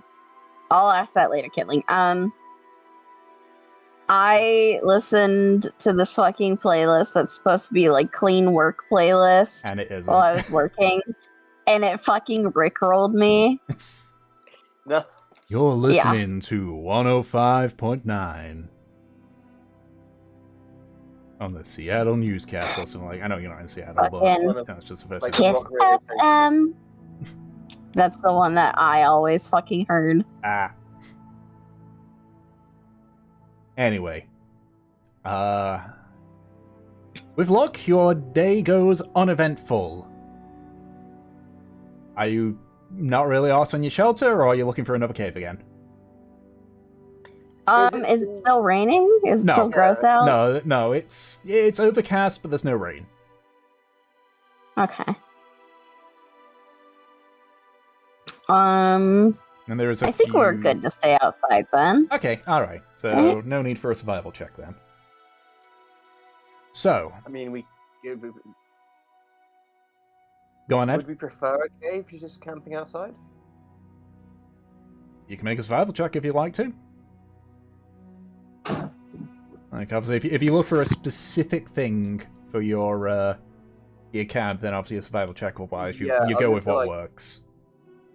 Like, okay, Aki is looking for any like bits of like good, clear, flat ground that is either defensible or gives like good visibility to the countryside around it. Alright. Make a Does that make survival check. sense? Thank you.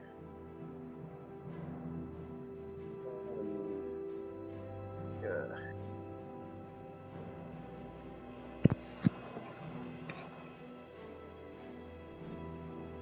Bash. Boosh. 17. At this point, you're sort of beginning to leave the more like flat plains that sort of surround Sangan, and are starting to approach the more rolling hills. Are we on the map? Yeah, we're on the map. Yeah. Yeah, so you are, just to give an indication of roughly where you guys are at, you guys are roughly around. Come on, work for me. Oh, that's why. You guys are roughly around here. Wait, where? Sorry? Around here. Okay. Yeah. So you're just at the end of the flatlands and begin to sort of get to the more rolling hills. But you are able to find a relatively not steep hill. Like, it does have a bit of a slant. It's not perfectly flat at the top, but it's not at such an incline that it's going to cause issues with, like, sleeping. You're not going to, when you roll in your sleep, you're not going to continue to roll until you're at the bottom of the hill. Okay. That would be funny.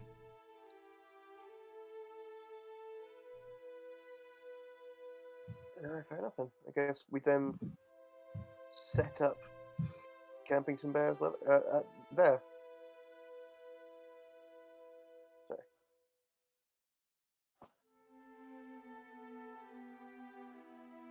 All right. So you set up camp on this small hill. And again, I ask the question if anyone is going to do anything while they're setting up camping, or do we go straight for the rolls? Yeah.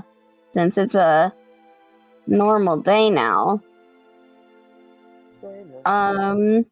I'm going to go up to Kindling while I imagine Havelock's prepping the lamb for dinner. Mm-hmm. So, Kindling.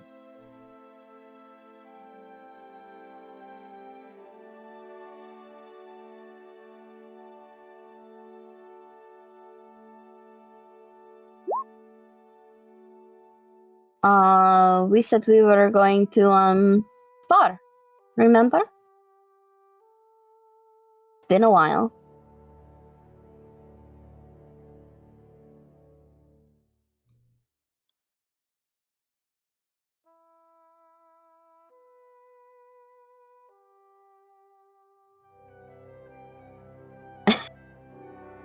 I imagine he says that so fucking seriously, too. Mm-hmm. Man, you sound like you've been waiting for this for a while.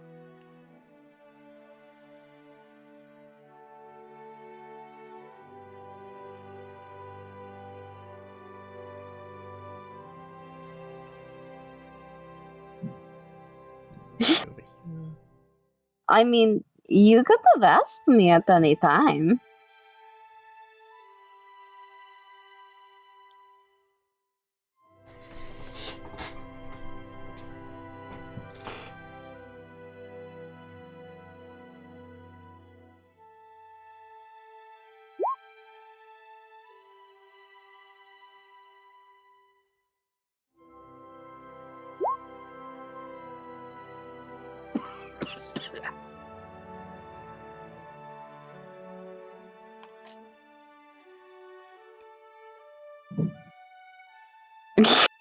Fucking one-word answers.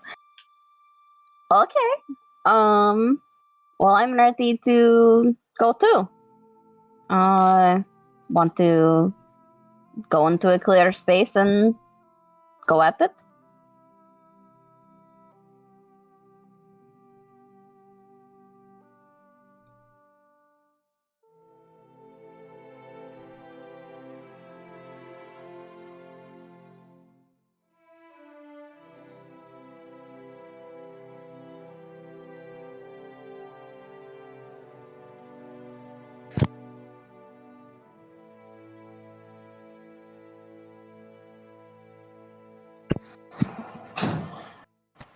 Alright, yeah.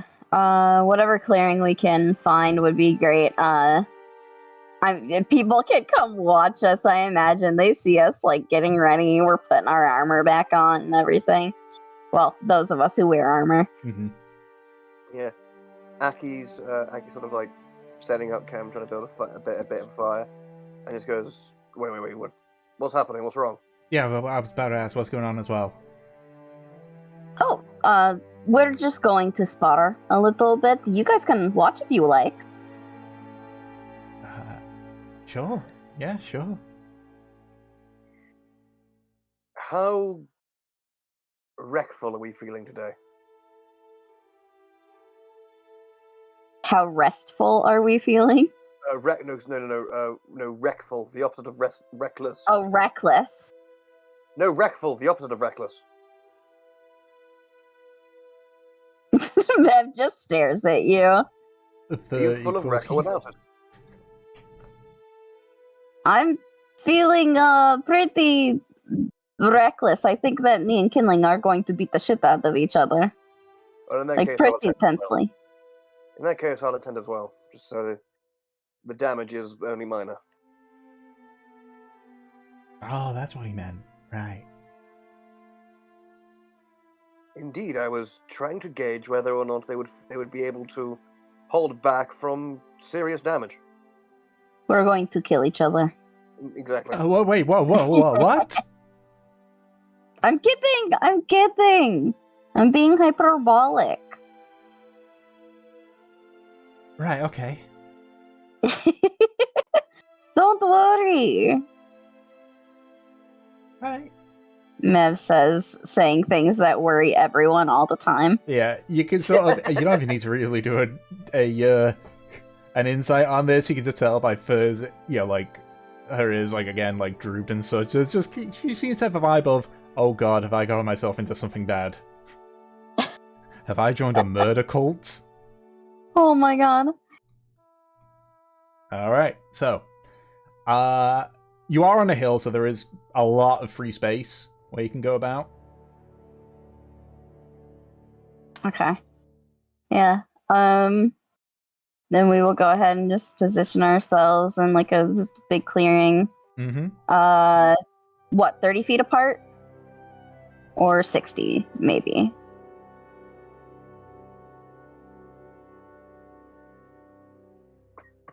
Okay, yeah. And are there any limits to our abilities, or are we allowed to use them all?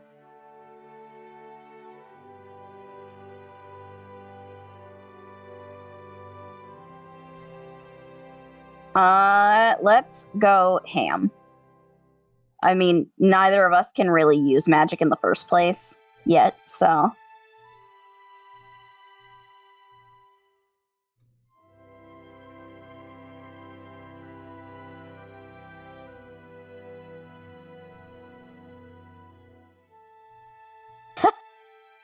Okay, that won't really help in battle. Also, Crispy isn't there, so unfortunately you couldn't have a conversation with him either.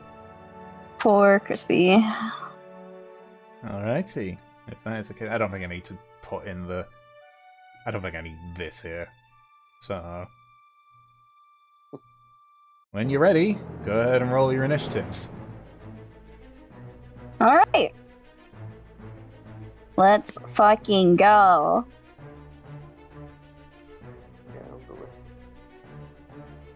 16, 6. Point, 0.06 even. 0.06. Let's see, you roll... 0.06! You rolled a 2, that's why. I was there like, Yep. Al? Math? Huh? It's just like, let's fucking do this. Oh, ow, ow, no, something's in my eye. Something's in my eye. Ow. Alright, I mean, obviously, with that roll, Kindling, you're up. I think actually it's the first time in these parts that Kindling usually gets the first hit.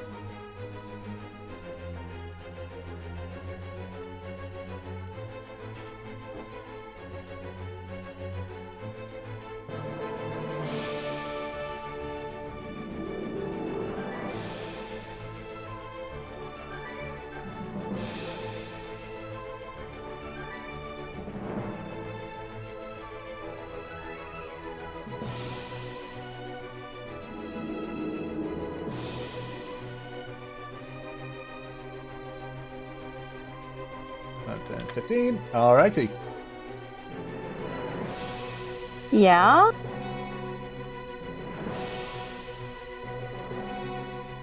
Okay.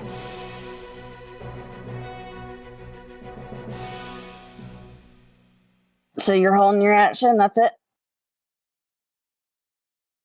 Cool. Mev takes literally a step. And she's going to go ahead and attack you twice. With her glaive. Yeah, 10-foot reach glaive.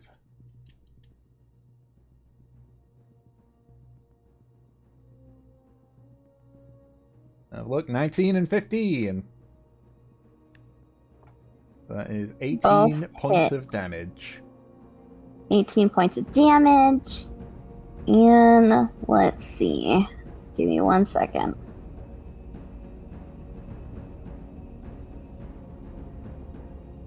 Okay.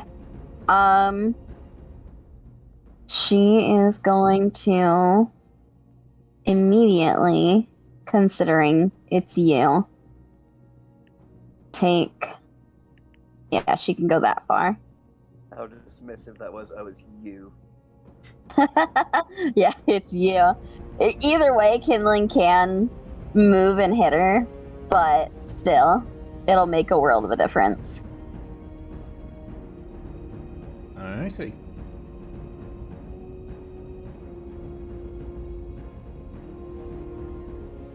Come on, Kindling, don't be shy.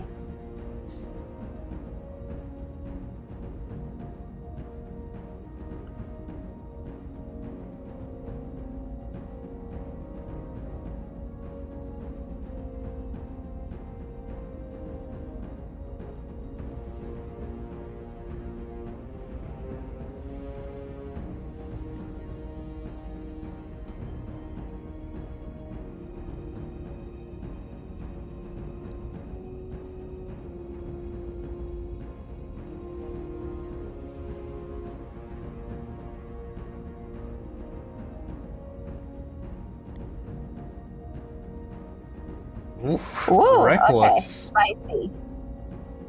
Spicy. All right. All right, let's see how it goes. 23 for the first one and 10 for the second. First one hits. Now you take 15 So points that's of... what, 15? Yep, 15 points of bludgeoning. Okay. Yeah, you smack Mev hard with the first one, and she manages to sweep out of the next. Mm-hmm. See? You gotta hit me hard.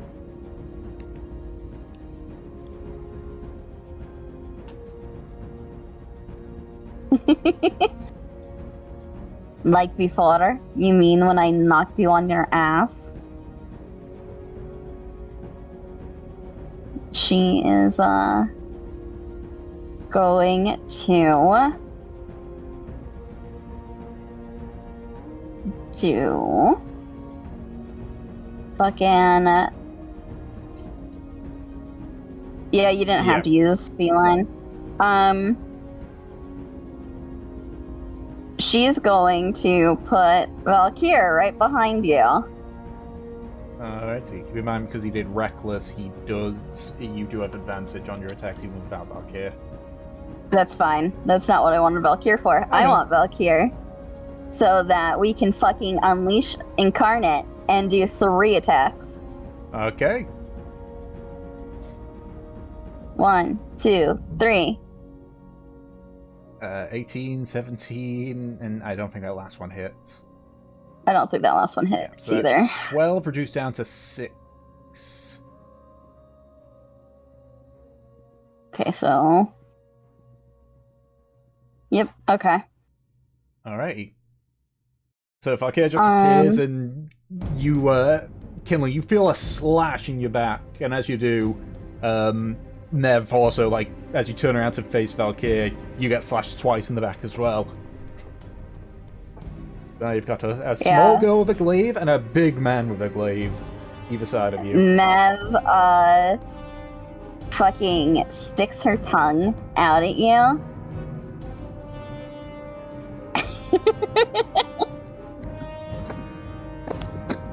Meh.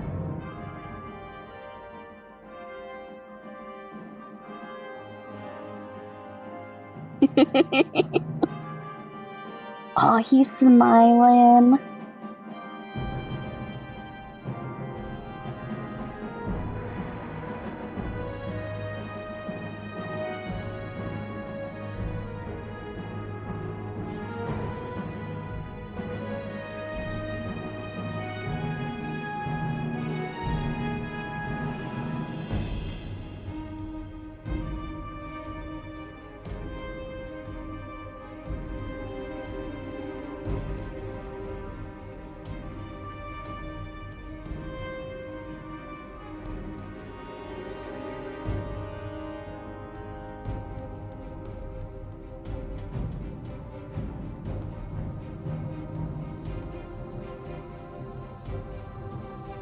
Okay.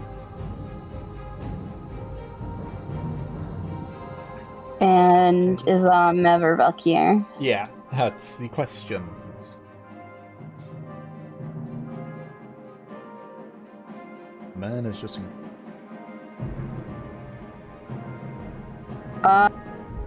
If you're doing offhand, well, because you're holding the quarter staff, you'd only be able to do the one-handed attack if you're doing an offhand with the claw.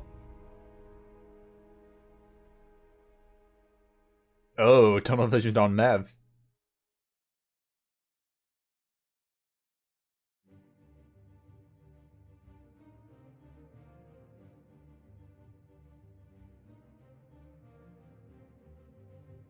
No, so you attack twice, and then you do an offhand attack, but Yeah.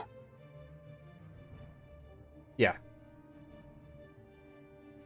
Obviously, it's like, yeah, the general rule is that you do the one-hand variant. Miss. All three miss. Damn. Yeah, Mev's just dancing around you. She's got a big grin on her face. Come on, Kindling, I thought this time was going to be different. Welcome back. And she is going to go ahead and do 2 attacks again. So 1, 2.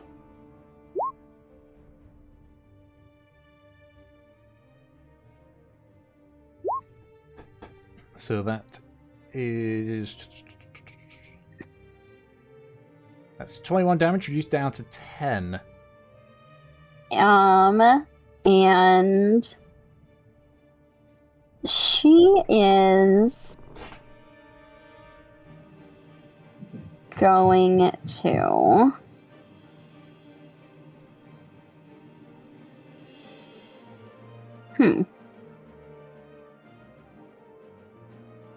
You know, I'll save it. I'll save it for a second. Continue, Kindling.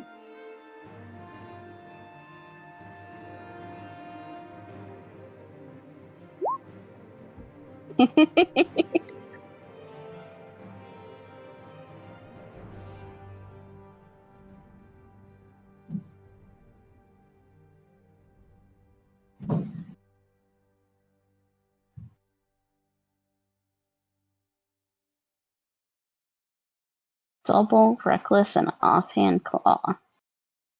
Can you do double reckless? I'm not sure. I'm not familiar with the You can declare limitations on reckless. So there is... I'll just pull it up. I'm pretty sure it's literally... You can declare it on all your attacks. And it's a reckless attack. When you make your first attack on your turn, you can decide to attack recklessly. First attack. Okay, so it's first attack. Okay, well, that definitely hits. That's a crit. Yeah, that is a nat 20, though, of course, how this thing does the nat 20 damage is annoying, but that's fine. So that is, let me just see. 8. For the first one, that's 12 damage. That's a nat 20. And then, yeah, and then adding up all those. Yeah, that one hits. Yeah, so do all 3 of those hit? I mean, he only did 2, right? Well, he did. Oh, wait. Yeah, he did a reckless I see attack. it. Yeah, so those all hit. all hit. Okay, yeah. So just for the nat 21, it's a. Let's see. You rolled a 4. I know it says +2, but I don't do that rule. It's just double 8, so that's 10. So yeah, so the nat 20 was 12 damage. And then 7 for the second, and 8 for the third. Okay, yep. That is... I already did all the damage. Alrighty. Yeah, you hit me fucking hard this time.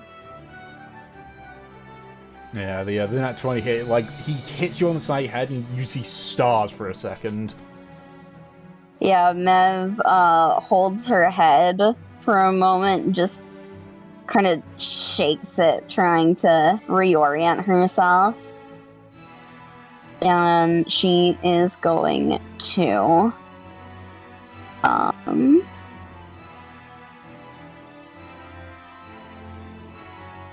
yeah, okay.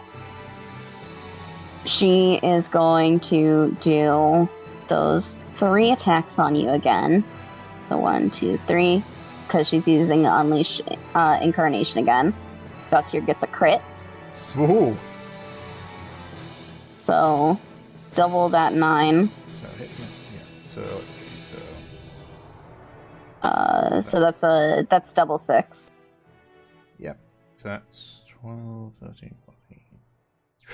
So the crit was 15 damage, reduced down to 7 because he's still raging. That second one is 9, reduced down to 5. So that is 12 damage total from the 2 which hit. And then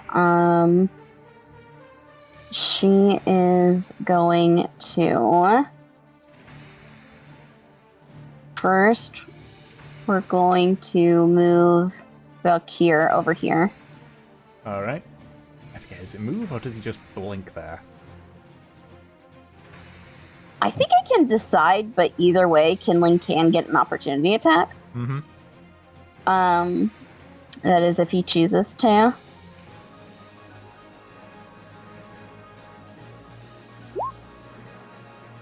Kindling will take a swipe. Go ahead. Alright, make your attack. Miss. And then Mev herself is actually going to blink and switch places with Valkyr, and you cannot take an opportunity attack on her. Mm-hmm. That's what I was asking about the Valkyr blink. Yeah, if it was move or blink. And then, so that is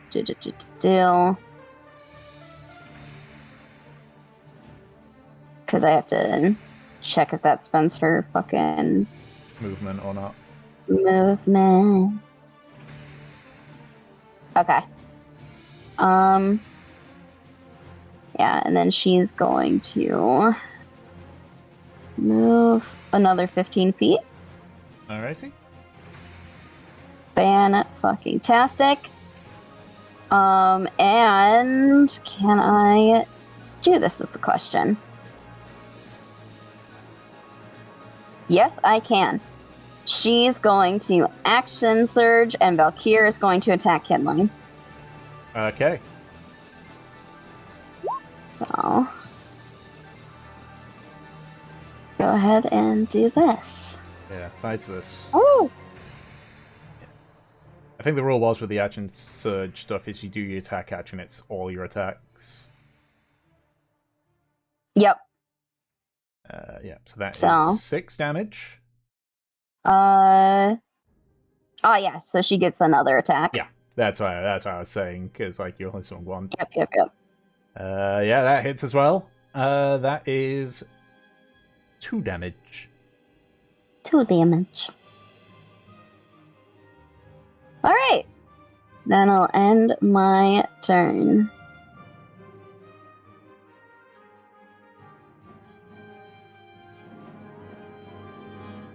So, Mev's fucking vanished. Valkyr's right in front of you.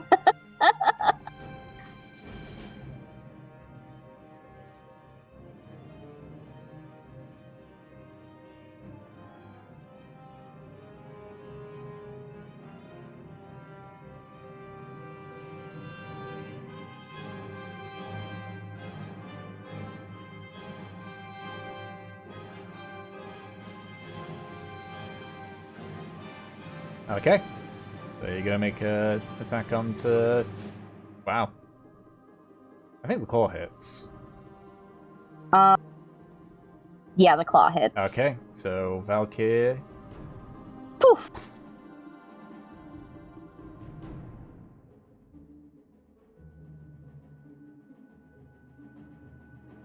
Okay.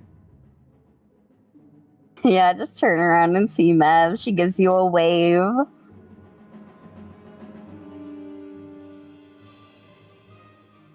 Oh shit! Oh!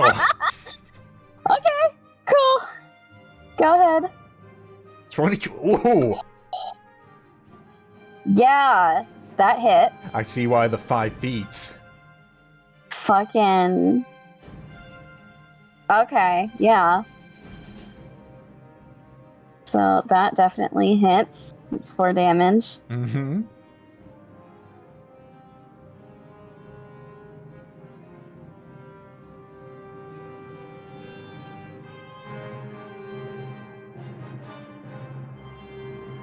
Okay. Moving in the other direction.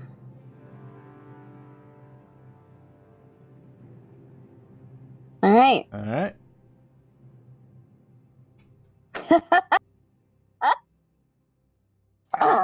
Fuck!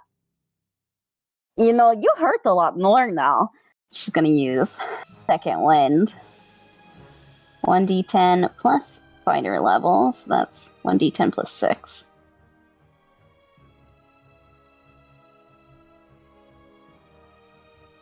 Are you fucking kidding me? Ooh. Son of a bitch.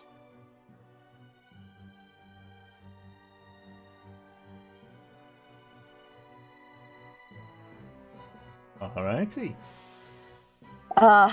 Mev, looking for a break. Mev just kind of flips her hair back. Me? Oh, no, I'm good. She says that, but fucking Valkyr pops next to you. Mm-hmm. Yeah, that's like how to get onto the actual layer for him. And Mev is going to take another 30 feet. Alrighty. And now Valkyr attacks twice. Okay. Straight rolls this time. I didn't mean to have fine. that, but 15 and it's 19. 15 and 19. Fucking hey. Alright, so that's Yeah. in total that is 15 reduced down to 7. So as you say Valkyr, say hi to Valkyr, says, hello there, friend. Oh.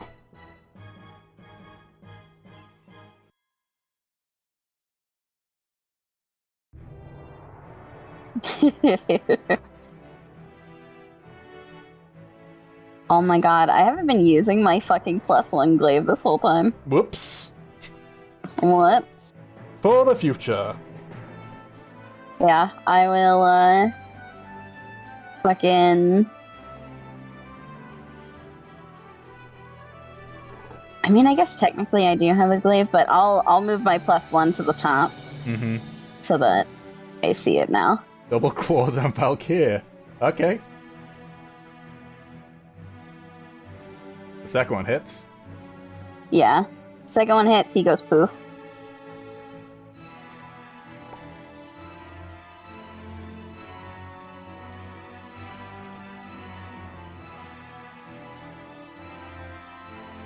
No, Mo's good distance away from you.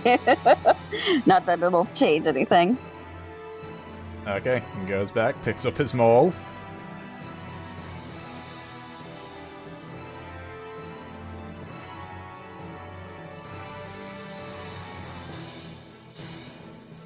That was a bad idea to drop. Frickin'. Alright.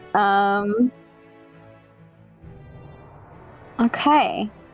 Then... how is Kindling looking, I suppose?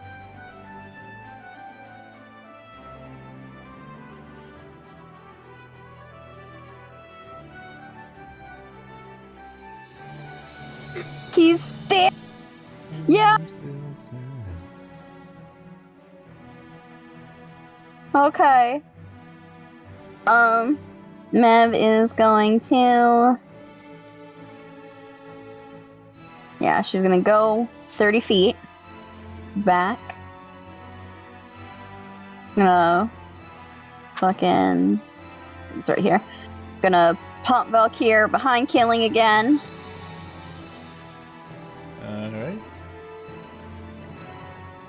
And she is going to do 2 attacks, this time with the fucking glaive that she's supposed to be using, with Valkyr. Mm-hmm. Why did it only do it once? There we go. 12 and 13. Total 13. Both miss. Both miss? Alright. And then I would like to use this. You learn to move things, increasing. You learn move change. As a bonus action, you can try to telepathically shove one creature you can see within 30 feet of you. When you do so, the target must make a strength saving throw. DC 8 plus proficiency plus the ability modifier of the score increased by this feat. Okay.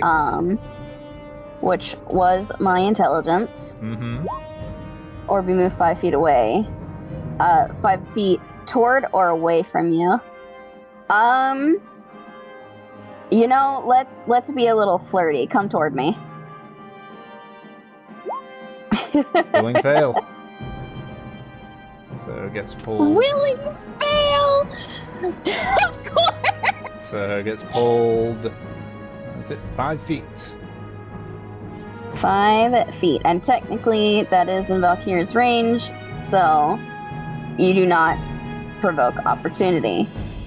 Though that is a good thing for me to keep in mind later. Mm-hmm. We're learning things. Yeah, it doesn't specifically say that you can't be done by opportunity attacks. And that's good, because Yeah, when we decide like- stuff, I can be there like, good. That means I could throw the same thing at you all. Yeah. Mev actually, like, waves her hand towards herself, like, beckoning you to come over. Come on, Kindling. You want to hit me, right? And you feel, like, almost the force of the earth push you in that direction.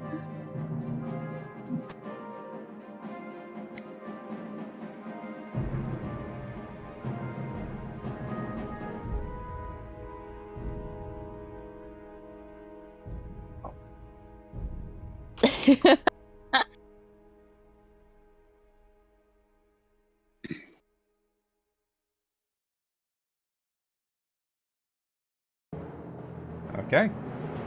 Shit, okay. Valkyr will go ahead and get a hit on you. Hopefully. Yeah, that'll hit. So that's 4 damage.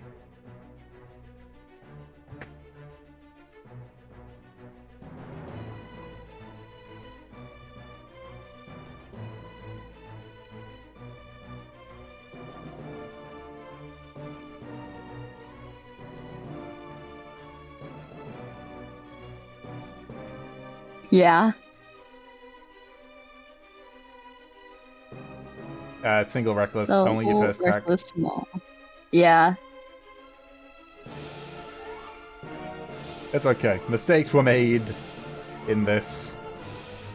Pooch forgot to use We're the all new glaive. learning. It's been a while since we've had combat too. Yeah. We have new abilities, like... Yeah, I think actually, yeah, this is the first combat encounter since you guys leveled up. 15 for the reckless. 12 miss. second. Miss. Med is literally only surviving on this because of her armor. Yeah. Completely. Okay, well. You're up, Mev. Now that I have a closer look at Kindling, is he bloodied? Trying to see if this guy will kneel and admit defeat before collapsing. Okay. You see that Mev looks pretty rough too. Like, you've been able to keep an even battle with her.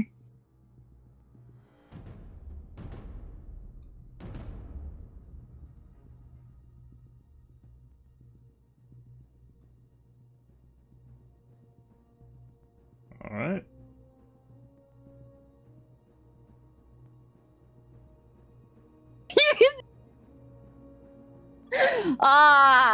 Fuck you. I'm gonna go for 2 hits. Thank you very much. Yeah, with advantage because Yeah, you're you reckless. think you're fucking slick.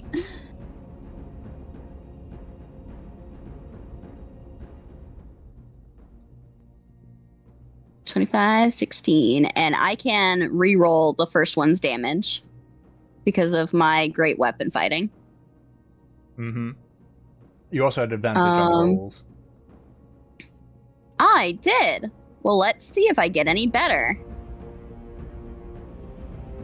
Oh, both no need to? I think Kinlin's was on his last legs. Oh, really? I'm sorry, Kinling.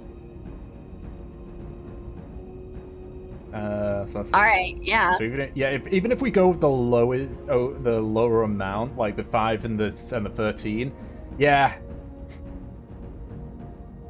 Okay, so he's down? So how do you want to do this? Fuck. Mev is going to... Well, do you collapse on the first or second hit? Second. Cool. Mev is going to fucking slash you with her glaive again.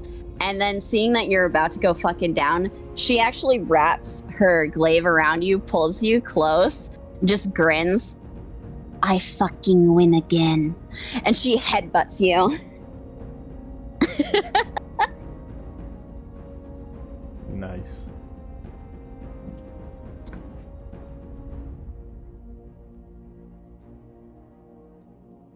I'm gonna check out of curiosity. Ooh, okay.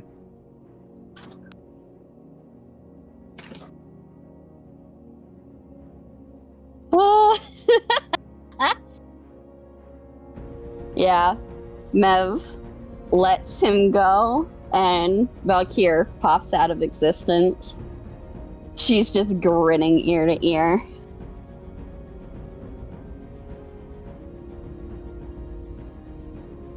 Aki, I think we need some medical attention.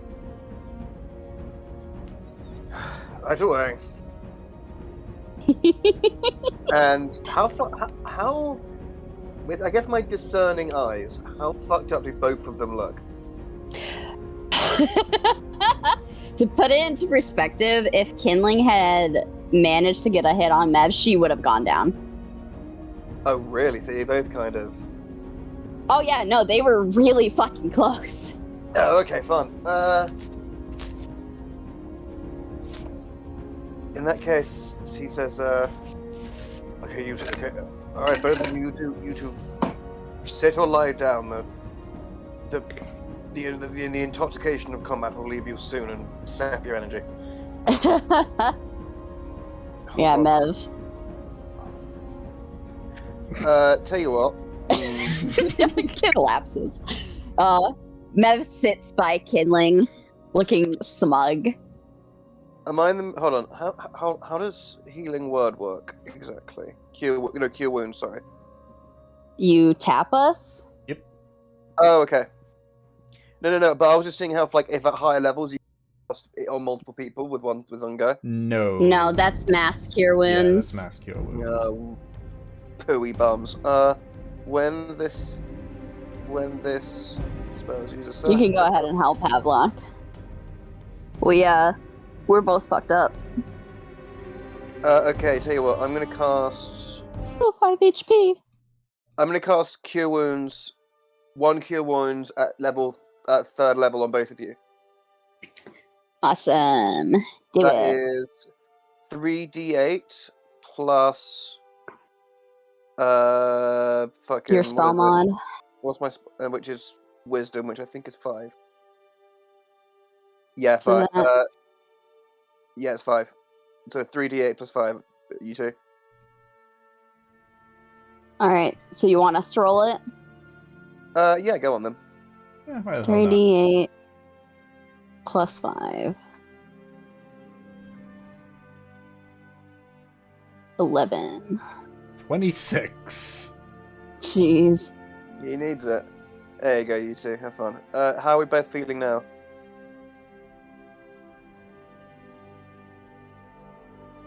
And you know what? Just because it's Christmas and I'm a nice person, each of you get a bomb on the summer court, so 1d6, and then 1 temporary hit point.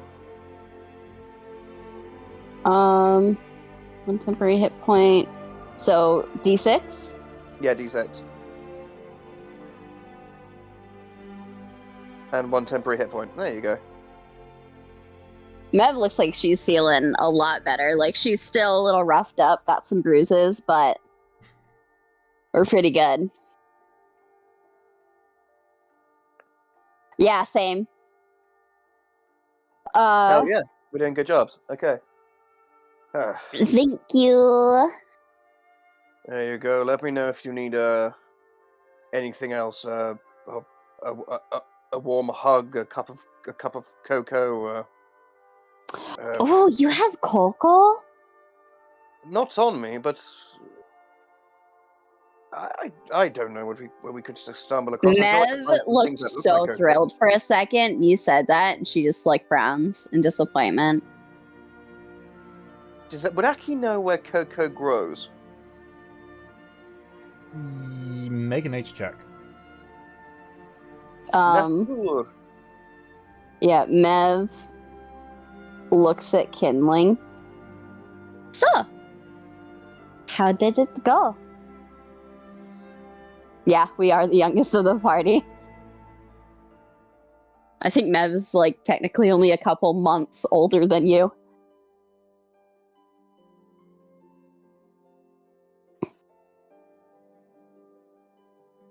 Fucking.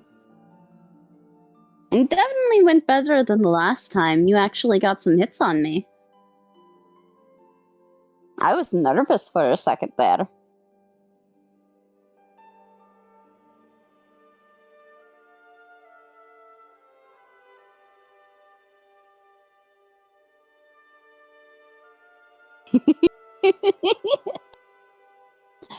Mev takes his hand and shakes it.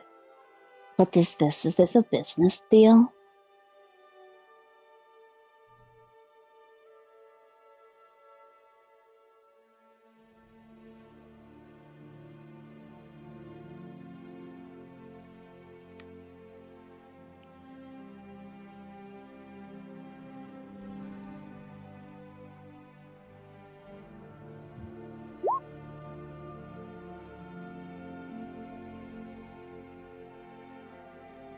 You did. You did say you thought I was annoying. But once again, and Mev, as she's saying this, fucking rolls on top of Kindling. I have proven that I am the dominant member! Woo! Kenny's like, oh no, what a terrible turn of events.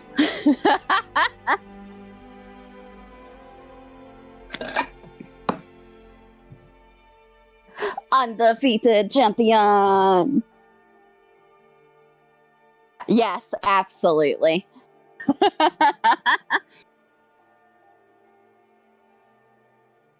This is indeed a proper pin.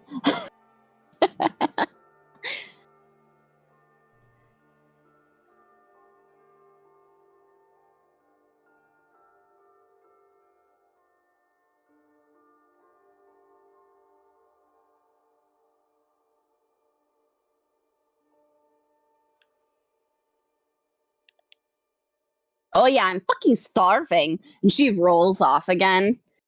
She looks at Havelock. Feed me! I am the winner! I demand food! I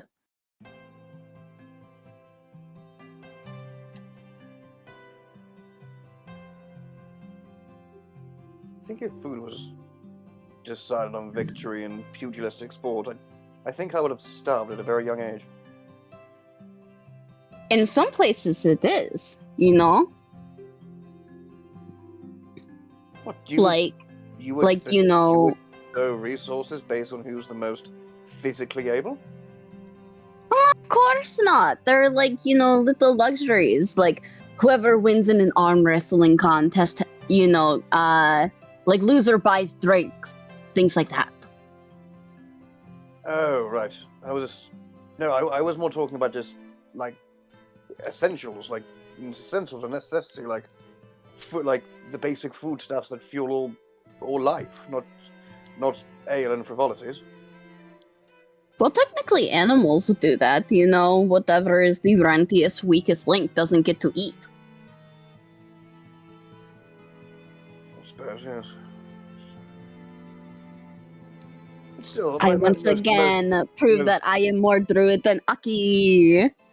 Well, most animals don't have someone to come along and use the very power of nature itself to bind their wounds together and fix broken bone.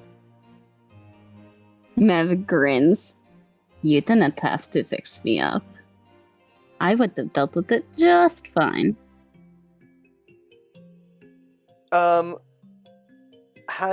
What was after the fight when he was healing you up? What was Mev's main injuries, like visible injuries? I imagine, considering the way that Kindling fights, that she. Nothing was necessarily broken. It was the fact that she was probably concussed and bleeding profusely from several areas. Okay, so you would have been perfectly okay despite the immense amount of blood loss and several blows to the head that would have sent you increasingly loopy. Yeah. Somehow, even with your remarkable talents, Mevela, and your permanent companion, I doubt even you would have been able to survive against such odds. Aki, I survived out at sea, dehydrated and starving for God knows how long. I think I'm able to handle a little concussion.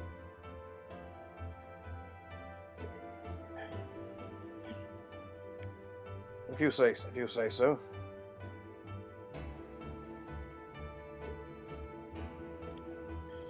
Fucking, I don't know, ask Mev. Hey, can I have that javelin stuck in your side? Yeah.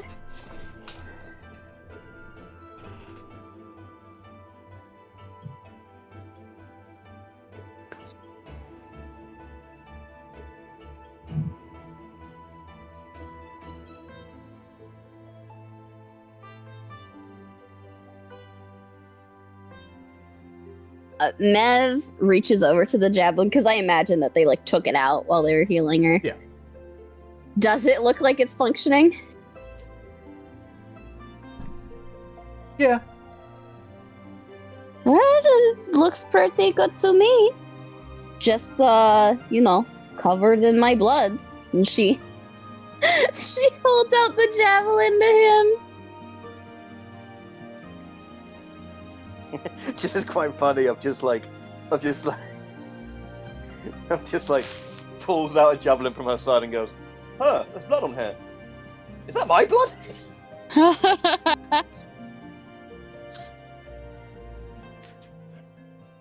Like one of those occasions where you like move your hand away and you see that it's got blood on it. It's like, wait, when the fuck did I cut myself?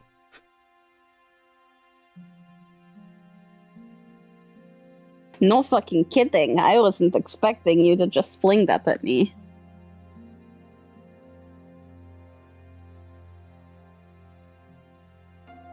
That happens to me a few times as well. I'm just like, what? Huh? How? Who? What? Anyway. The last one? You didn't get any more when we were about to leave?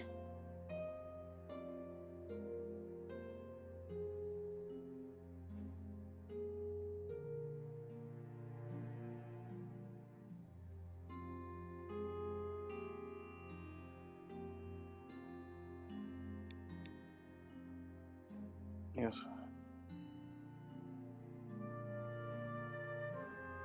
Right, are we okay for traveling? I mean, after we get some sleep, we did set up camp for this reason. Oh, okay, I wasn't sure if we... That's fair enough.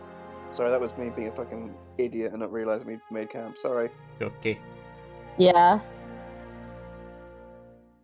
Right. So, you all stand up and head back to where the camp is. First been watching the entire time, and she's just like staring at you all, just her mouth just agape, just Aki sees a shocked Fur and goes, "You quite alright, Fur? Looks like you've seen a ghost." Um, I've just never seen people properly go in a fight is all. They do this every now and again. Pay it no mind. It just sharpens their skills, and I don't know. Perhaps it's almost something bubbling to the surface that they both need to release through combat, and then their divinely sent, half orc with a strange tattoo comes and makes sure they don't die. Mev grins. Me, Kindling, and Havelock just like to spar a lot with one another. Right. Okay. Keeps us sharp, and you make mistakes in here, you can not do them in battle. It's just fun. Right. So I looks over at Kurz is like, shouldn't I be doing this then? If I'm coming along, I've literally never fought another person before. If you want to. Well, you see, I've been with this company since the beginning, and I've never partaken in a sparring session before. So it's not in my nature. It doesn't necessarily have to be in yours. Yeah. I mean, yeah. You can if you want to. So. I'll think about it. Okay. It's nothing. I'll think about it. Mev smiles, but then she looks to Kindling. And what things do you need to get out, mister?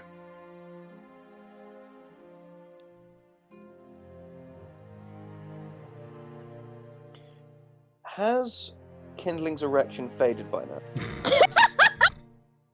What the fuck?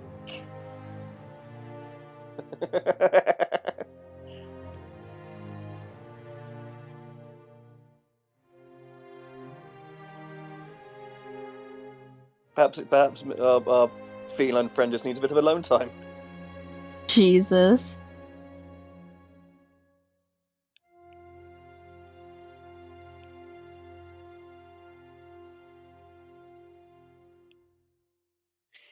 Well, that was that was And what was this?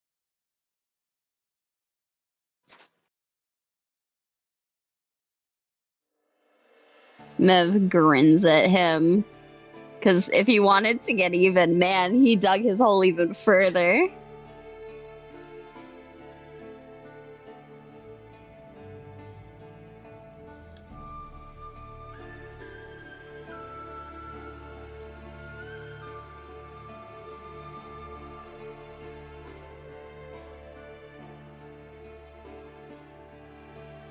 Is he talking about the fight with Havelock too?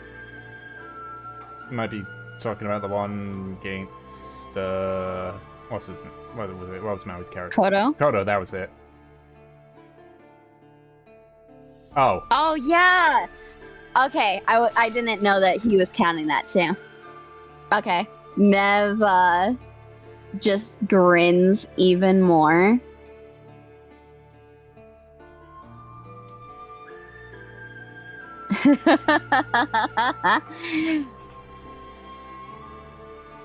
Looks like you just can't stop losing with me.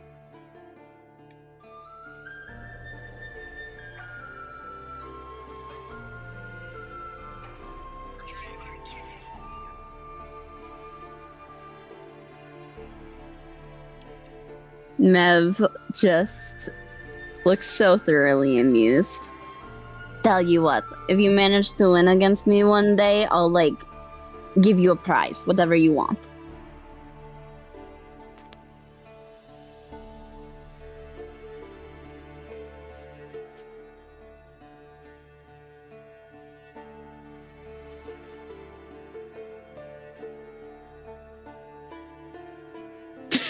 Immediately.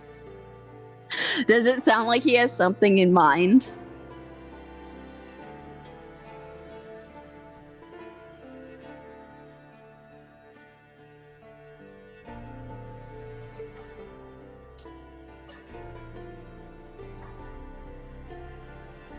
I figured you were gonna hit me with that. Oh, Yeah.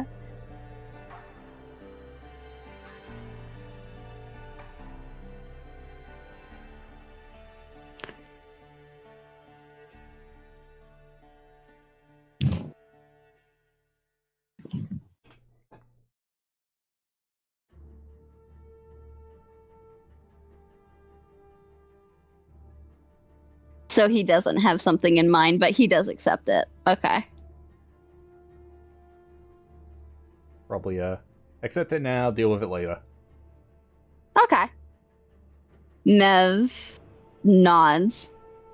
Well, then this just makes me extra determined to make sure you lose every single time.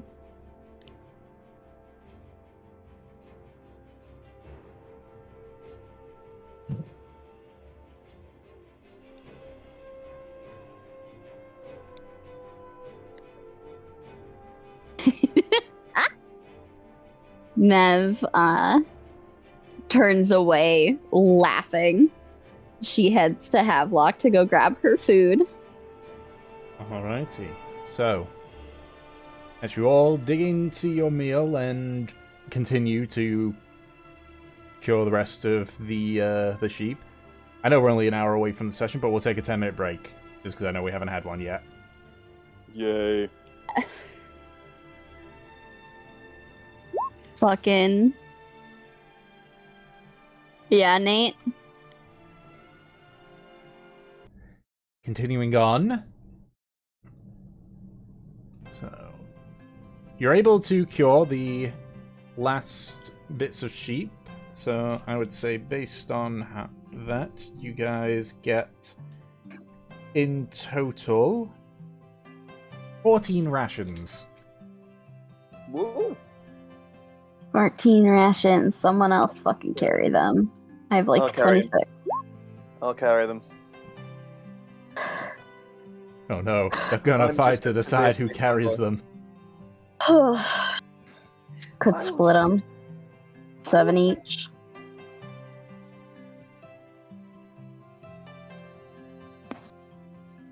Uh, 14 was it? So that's 19.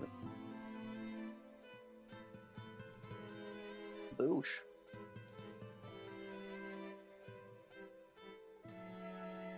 Oh, I see. Alright. So, Cat. does anyone wish to do anything, or do we want to go straight more into the fun old rollies? I mean, I think that's our campfire thing for today. We sparred. Yep. Okay.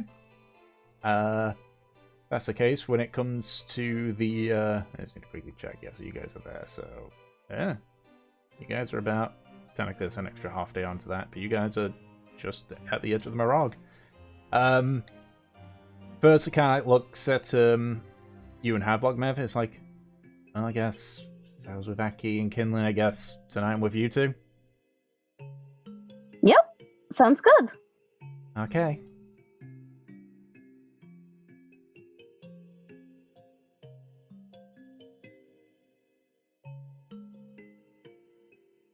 Alright. So if that's the case, Aki, you're on first watch. Hello. Am I? I assume? Or are you and Kinling swapping? Good lord. Okay, I'll roll perception. Okay. Oh, and by the way, I did it without saying, but fucking Yeah, half a moonlight and shadow. Woo! I assume. 3, 2, 1, bing. Gee. That's Bing 26. bong. Go for the 30. Big boy 30. Yay! 25, 30. Big boy 30. So, with a 30, you're... I just realised I can get a 35 Yeah, he could. with half a moonlight and shadow. Shit, okay. So, you observe from your slight vantage point.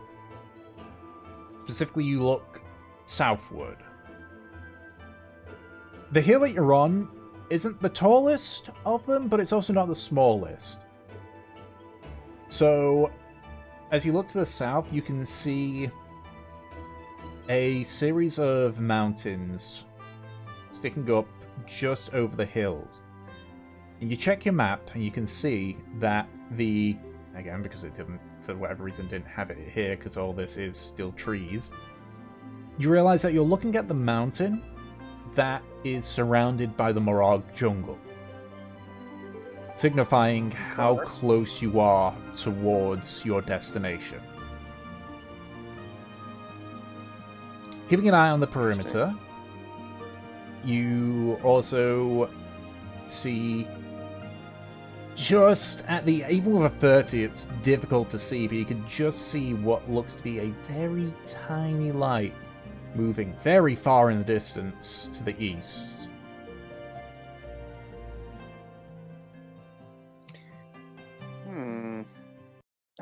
How far away to the east are we talking? It's literally at the edge of your vision, so it is like maybe around, yeah, I got the ruler on again. Maybe around here-ish? Oh, okay, so it's probably travelers on the road. Okay.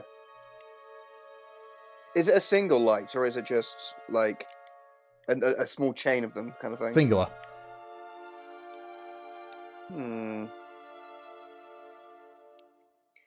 Interesting. I will keep my steely, fucking crazy, ridiculous gaze on that light as it, I guess, goes down the road. Just keeping an eye on it and making sure it leaves us alone and doesn't, like, turn in our direction. Yeah. It doesn't appear to get any closer, and very, very soon it gets blocked by the hills that are in front of you. Okay, alright.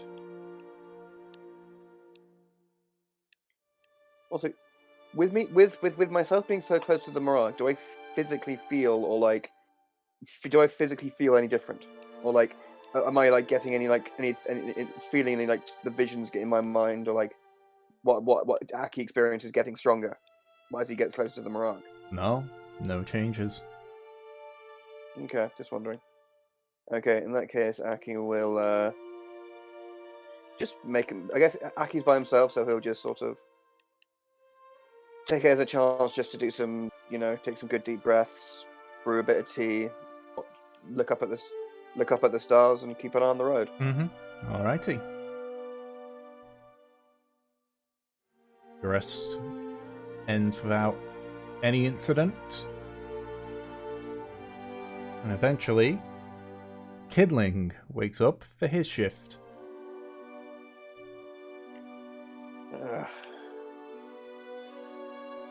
How are you feeling, Kindling?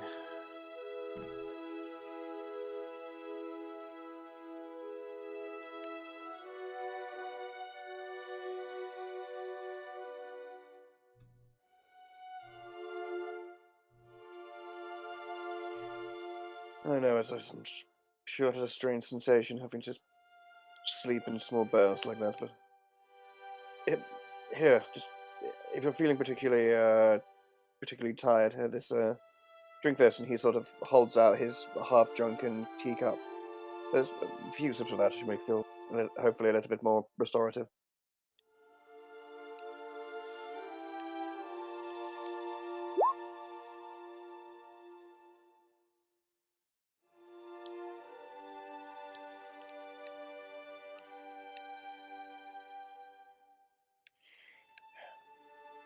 You feeling nervous about tomorrow? You see the mountain off in the distance. It's a small speck on the horizon, and now it dominates it.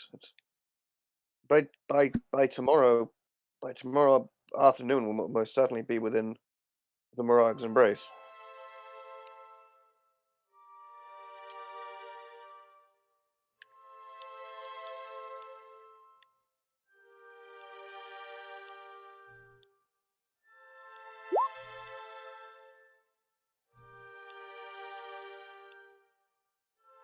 Just another place, but you can't just be assuming it'll be a homely one, right?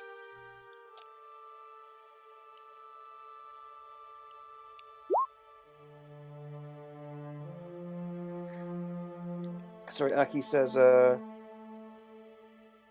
another place, yes, but it can't be a homely one, right?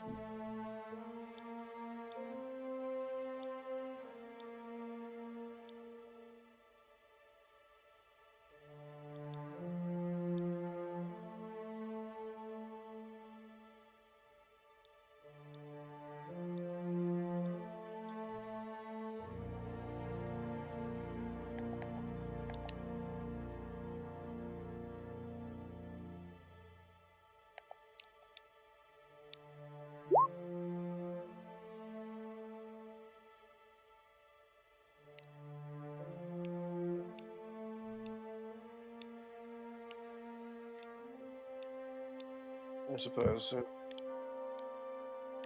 Just wondering, was out of all these locations you drifted towards, did you feel a certain connection to one of them? So, if circumstances wasn't so, or life, or the tumults of life didn't demand it, that you could have settled there and grown old and...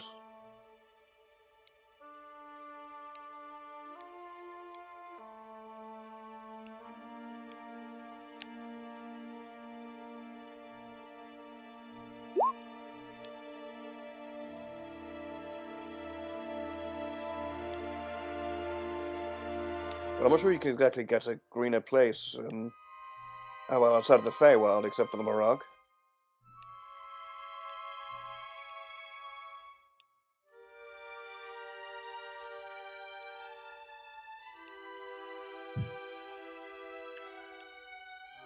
All right, perhaps it won't be.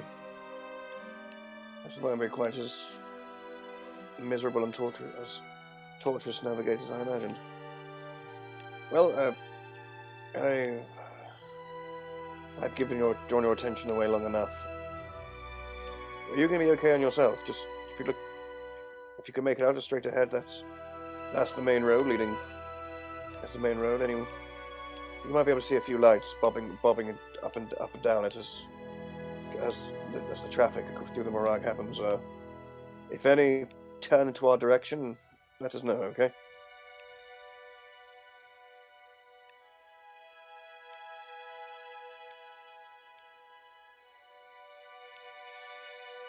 Alright. Take care of yourself, Kindling. And Aki will stand up, do a big stretch, and saunter off to bed. Alrighty, make a perception check, Kindling.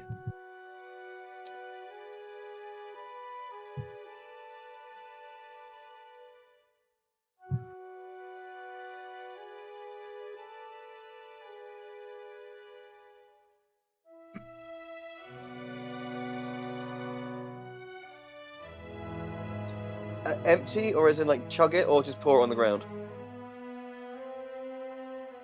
Oh, okay. Jesus. I know you already had a sparring session today, but Aki would have been thrown hands with that insult. And it would have gotten his ass kicked in one round.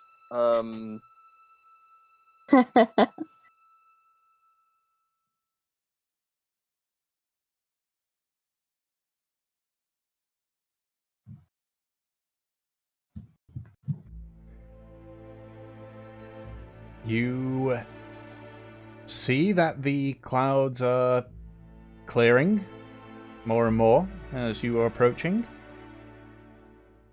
There doesn't appear to be anything of particular note, though. You don't see any additional lights. You can just barely make out the mountain. That's maybe a few days' travel away from you. But overall, it seems relatively quiet.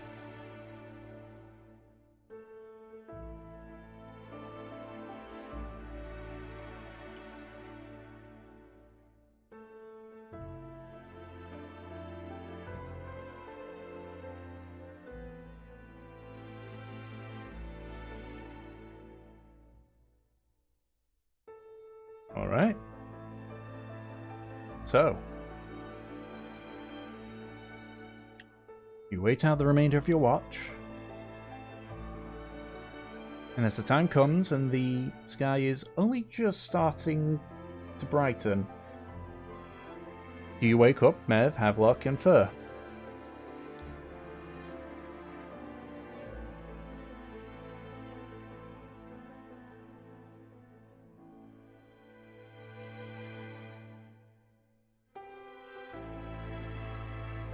Alrighty. So you wake the three of them up as you switch over to the final shift. Whoa. Right. Let me just fix all my fucking stats.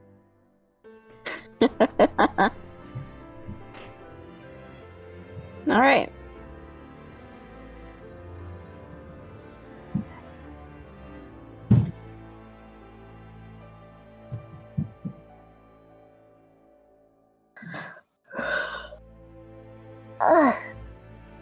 Okay. Thank you, Kindling.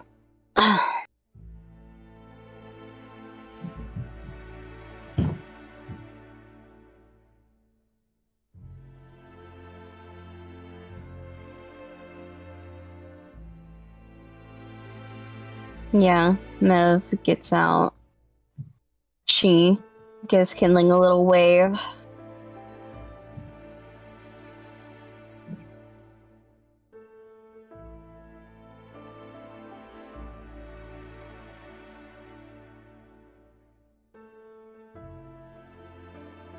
Alright.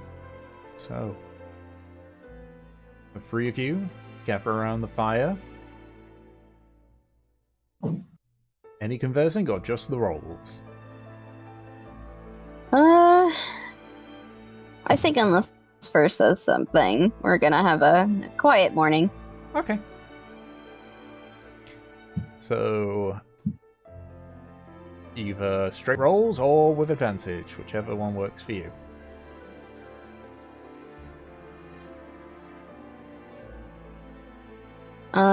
Yeah, sure.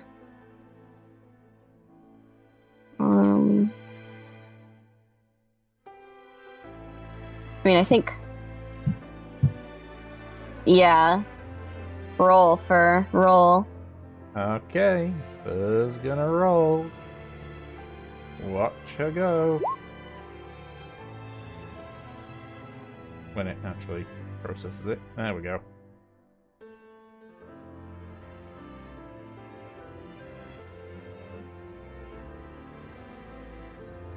Alright.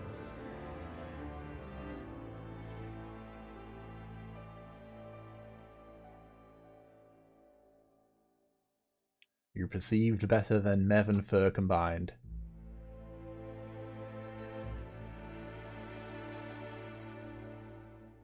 So, the three of you sit in mostly silence for your shift. Only really broken by the sound of curs occasionally walking around and scratching at the ground, or sort of getting close to towards Fur, napping on occasion, and the crackle of the fire. But your watch is uneventful beyond that. Eventually, the morning comes, and you are joined by your two other companions.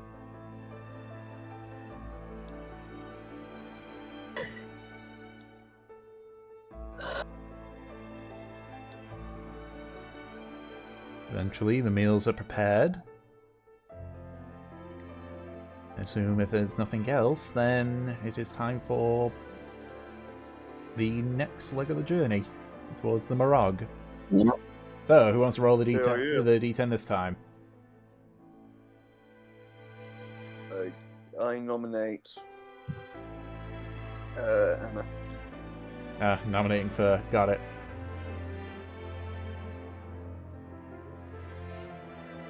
Okay. You guys have gotten really lucky with these travel rolls. You head over the hills. The mountain, which was difficult to look at for anyone who wasn't Aki, is now visible to everyone. Its peak covered in the clouds. You travel for about 3/4 of the day, where the hills begin to give way to a bit more flatland. From your vantage point, you can see a traveler's road, so snaking around the outer skirts. A little bit further away, maybe 3/4 of a day away, you see a sea of trees, all the way up to the horizon. As you observe it, first speaks up. Well, that's the road to Orfrid, and I don't think I need to tell you guys, that's a Murrag.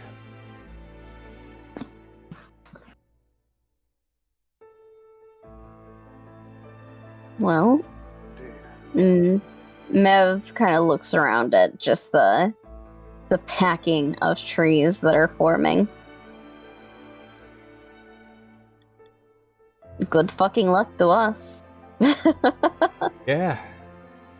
Yeah, you know, just going into Yes. a place that even the Republic is worried to send people in.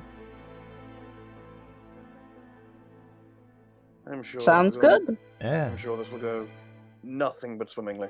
absolutely.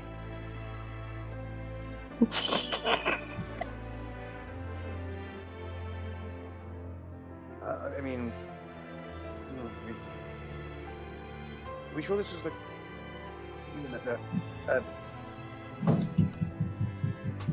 We can't come back out now, can we? Exactly. We're going in here for you, Aki. Don't back out. I know. Right. Oh, should we get going then? I don't exactly want to be stepping into the jungle then at night time, you know. Yeah. At the very least, for the rest of the day, we can clear the road. Just you might know this more.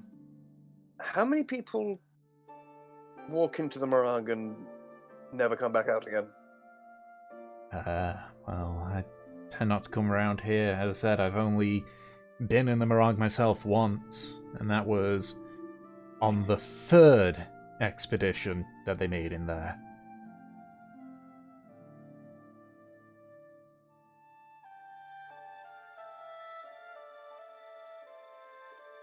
Okay. I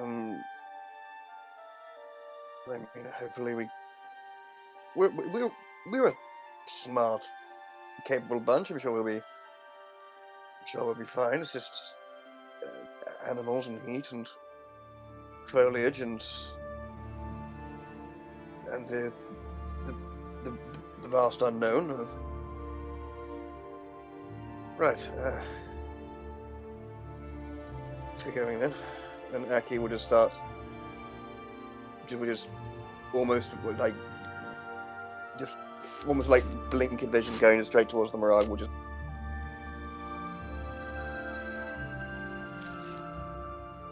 I can at least say I can maybe get us a day in there safely, but that's as far as my knowledge goes.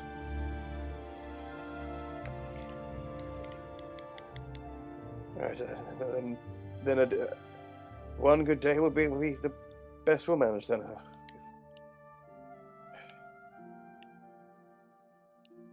Yeah, let's get going then.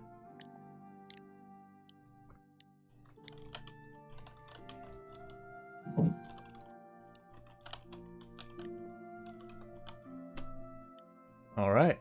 So, you spend the remainder of the day making a beeline towards the Murrag. Do you do anything when you're going past the road, or you're just proceeding directly across it?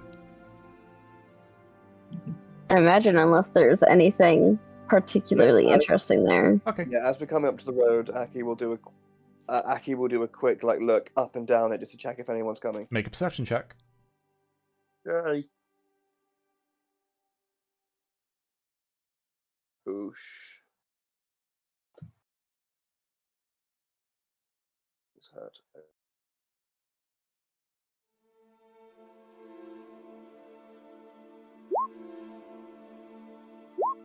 26.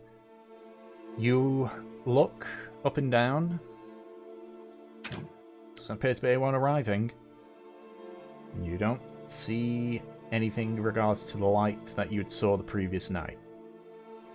Okay.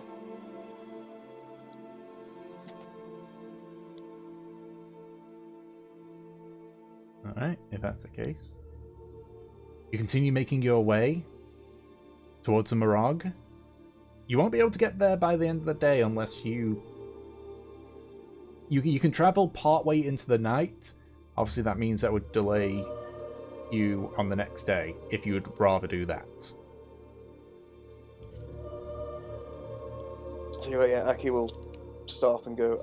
It seems we won't make it to the forest's border by nightfall. I'd recommend we find a quiet patch away from the road here and camp out for the night and head in there at first light. Yeah, that's probably the best idea if we can't make it by night.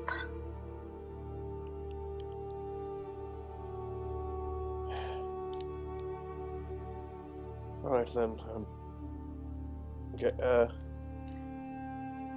Yeah, then it's a plan. I suppose we're finding somewhere in decanting. Is there anywhere nearby that like Aki would, again, the same kind of criteria for the last night? Are there any that kind of jump out to Aki? Make a survival check.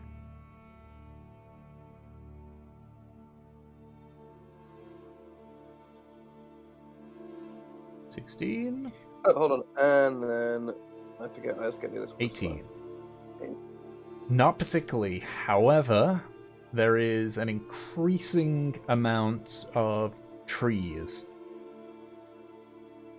as you're approaching the Murrag. You can clearly see there's signs that trees have in the past been cut away, but there's still a significant volume of them. Okay. So is there like a okay? Just I suppose we go to like a mile or so away from the road, and then find somewhere with a cluster of trees and camp out near there. All right, easy enough.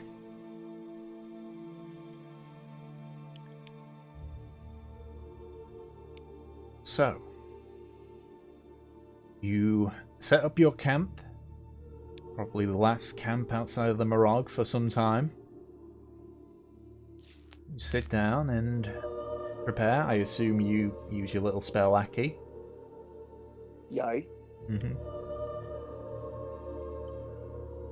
As you're all sort of like sitting there and eating, you can see that Thur's just a little bit away from you, just looking directly towards the Murrag, with Kurz just sitting next to her.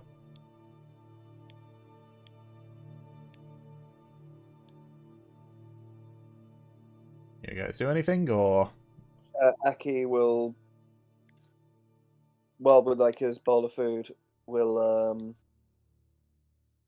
we'll go over to Kurz and Fur and go. Is everything all right? Yeah, just thinking.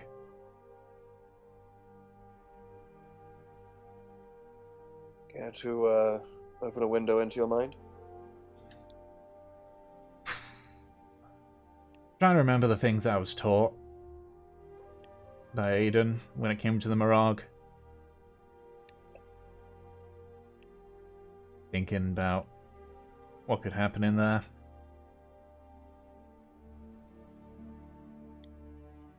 Well, it seems to me the main problem with it is anything could happen in there, I suppose. Yeah. Although hopefully, I suppose one of the dangers would be encountering druid tribes, wouldn't it? But isn't that the same thing we're looking for? Well, exactly, yes, and hopefully by having one attuned to the same sort of wavelengths as they are, perhaps they might see us more sympathetically.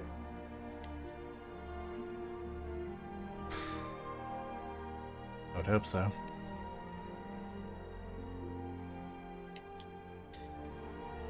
I guess I'm also just thinking as well, why if we go through all this, and at the end of the day they turn me back? Then where do I go? I can't even begin to have an answer, I'm afraid. But I suppose that would have to be that we'll have to provide an answer for when the question is proposed. Yeah. Maybe I'm thinking too deep into it.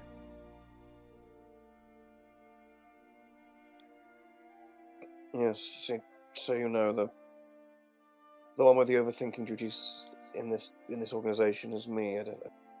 Having two crippled by it might be step us to requirements.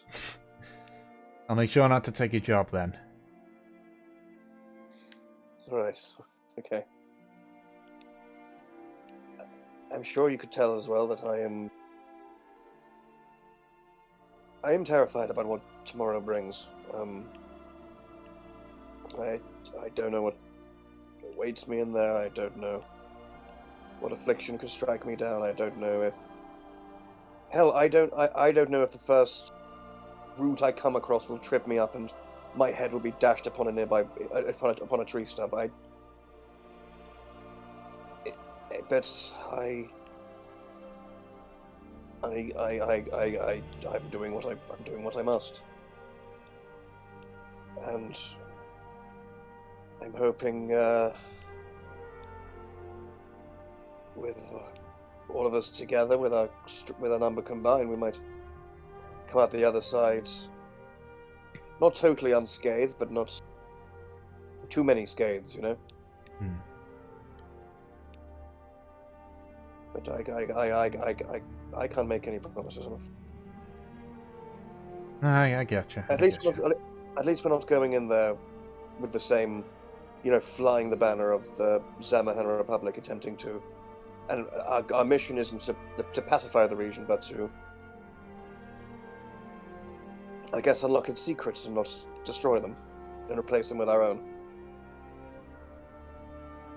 So perhaps it will be kinder to us than others. Can I ask you something? Of course. You ever do stuff out of goodwill? Not me. I try to, yes. If I can. Everyone, the Telaria, I mean. Yes, we do. If there's people in trouble or help that's needed, then try to provide it. First, sort of reaches into her back and pulls out the wooden box that you saw Oates give her back in Sangan. And she just pops it open and sort of looks at it. Aki, with your passive perception, you can see that it's a beautifully crafted silver brooch, just sort of sat on a small cushion. So what a stunning thing. She sort of tilts it towards you so you can see it. Just at least promise you one thing. If something happens to me there, give this back to Oates, yeah? Of course. She flicks it closed and puts it in a bag. And just continues to stare out towards the Murrag.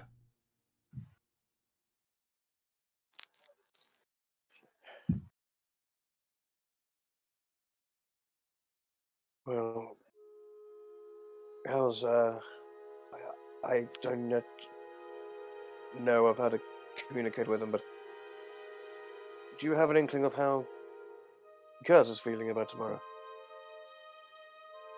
I think he's more worried about me than he is about what we're going to experience.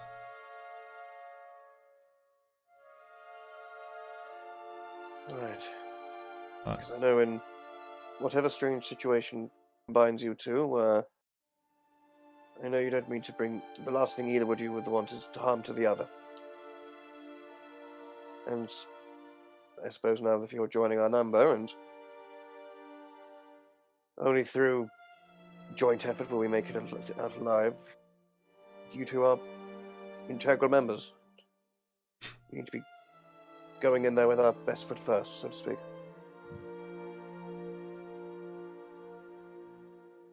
Yeah, So I'm just... yeah, I know.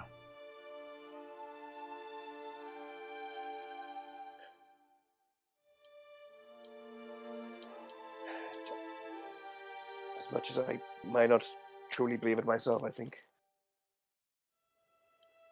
we'll be okay. I don't think that I doubt the Murrag. I doubt the Murrag will be the end of us, even if it may feel like it.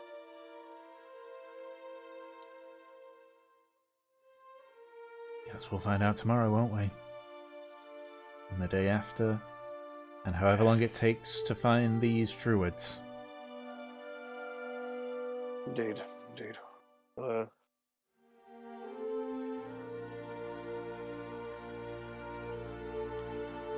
I need to make sure everything else is okay, and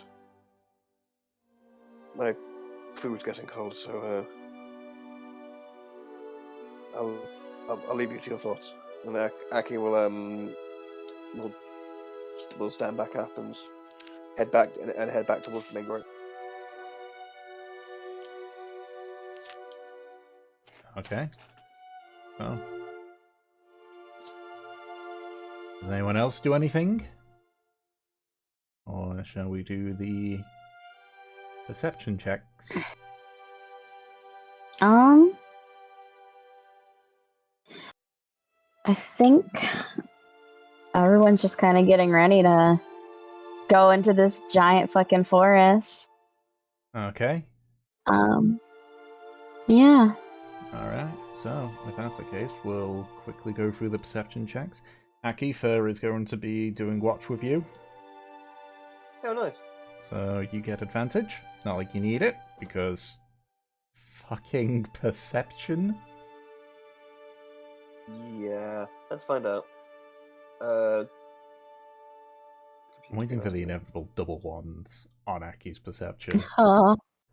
Honestly, I live for that day. And then hold on. So, perception. But it is not this day. That's rubbish. 20, 22, 22, 27. 27. Yep. Okay.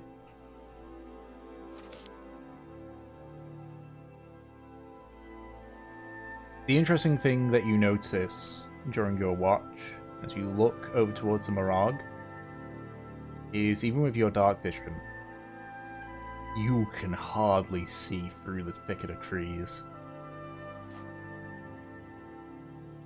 It isn't a case of there's something preventing your dark vision, it is just that the trees are so dense that it's difficult to really see more than a handful of layers deep.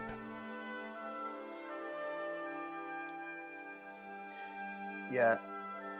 I think just like with Aki's nerves and like his general sort of fears and being a nervy guy, he can literally only bear to look at the Murrag for like seconds before like pulling his gaze away and focusing on something else.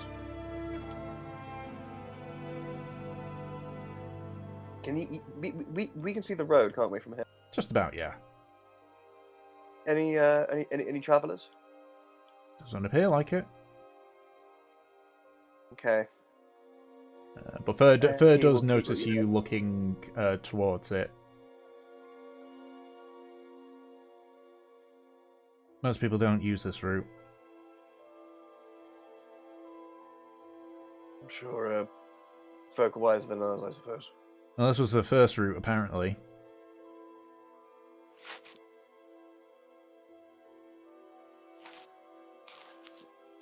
So is this how, even before the Zamahan Republic, this was the main way? Murrag.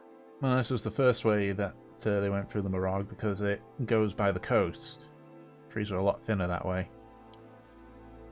And then when So I built Sengan the- got bigger, they decided to cut straight through because, well, this way adds like 3, 4, maybe even a week. Right. Cleaving a path through the Murrag must have been a truly titanic feat for the early Republic. Oh yeah, I mean, after they got the route to Hatan, they thought that they could get through this one pretty easy. That's fair enough. Sorry, I'm just writing notes.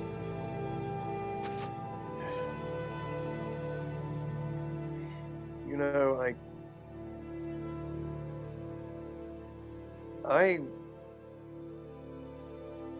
I will do literally all I can and all I can muster, and I can drive the others to the same.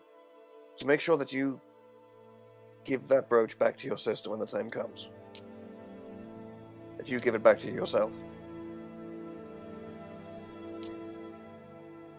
At the very least, if I can't get rid of Kurz, then I'd still want you to return it back, but at least then you can bring a message saying that I'm safe. I don't think I can return back. At least not with Kurz around me.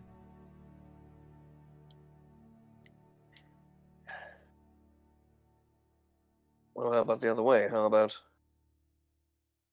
Would you think your sister would have, if you ever started, somehow found a forest clearing here and the goodwill of the goodwill of any potential local druid tribes? Would you think? Do you think? Oh, piss! What was the name of her sister again? Of her sister? Oates. Oates. Oates. Do you think Oates would ever attempt to visit you here? Are you kidding me? Even at her home, she was whining about all the farm work we had to do. Oh yes, but you're her sister, aren't you? Surely, if she misses you so much, wouldn't she? Wouldn't she endeavor to attempt it at least? Maybe, but... You never had a sibling, have you, Aki? I do, but it was a fraught relationship. You know Uh, that your sibling has her own life to live, yeah? Of course, yes. I don't want Oates to spend her life just being near me for the sake of it. We looked after each other when our parents died. I know, I'm making the biggest gamble ever. It's like Akilo? Yeah, Akilo. It's just me, the only child, trying to play this off. Let's see how I do. Probably very poorly, but I dug this hole and I'm going to dig deeper. You did well. I mean, at the end of the day, she's got her life to live. Right. But yet, isn't it also her decision whether her life involves you? Yeah. In the same way that in the same way that it's yours to make the necessary plans and arrangements, or attempts to place her within yours as well. Yeah, but you're forgetting one small thing, Aki. You have a dragon. Okay, 2 things then.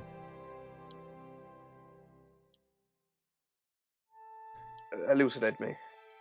Aki, where are you taking me to deal with my little issue? Sorry? Where are you guys taking me to deal with the issue of Kurz? Into the Murrag. The most dangerous place on the continent. That makes There you Fair go. enough.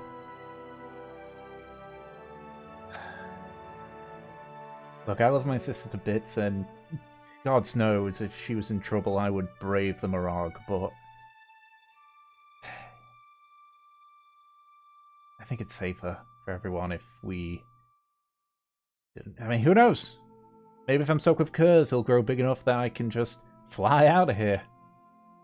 Would have to leave forever, but, you know, I could occasionally visit, I guess. I'm not thinking about that at this point. Of course. Of course. But even then,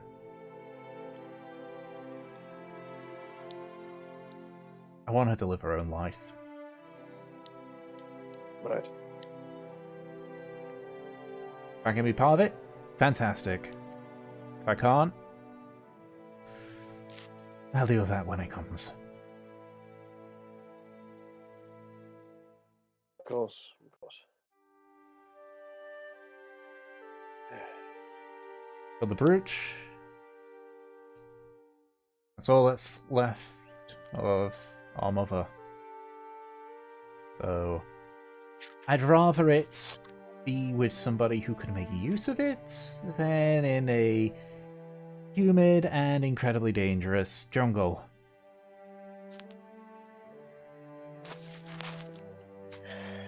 Right. Of course.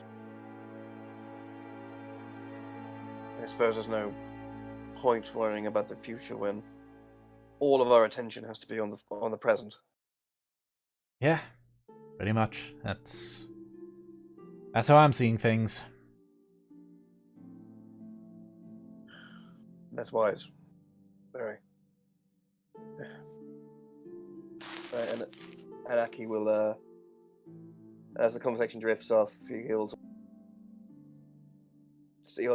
put a cup of tea on to boil and just start and just look up into the stars. Alrighty. The rest of your watch is uneventful. Nobody appears to go through the old pathway through the Murrag. Eventually, Kindling, you are woken up for your part of the watch.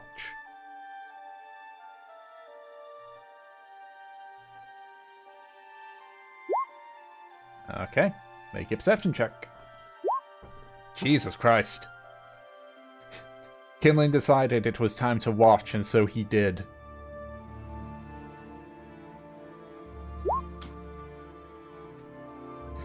Well, that's where the 20 went. Yep. So, begin your watch, keeping an eye on your surroundings.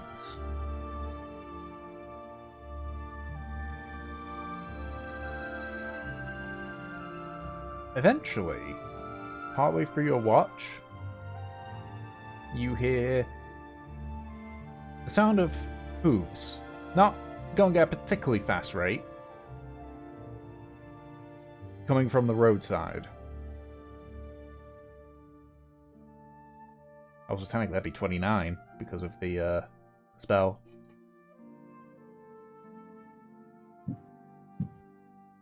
After a few minutes, you see the shadow of a horse and cart heading across southward.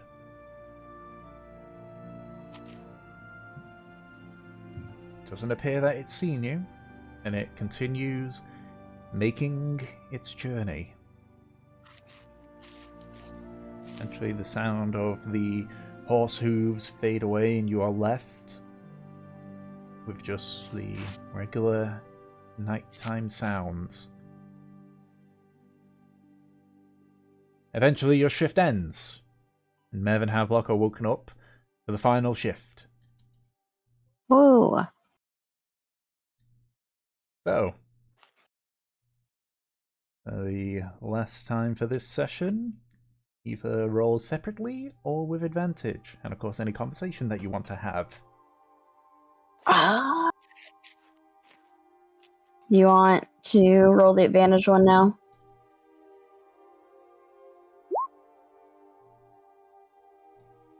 All right.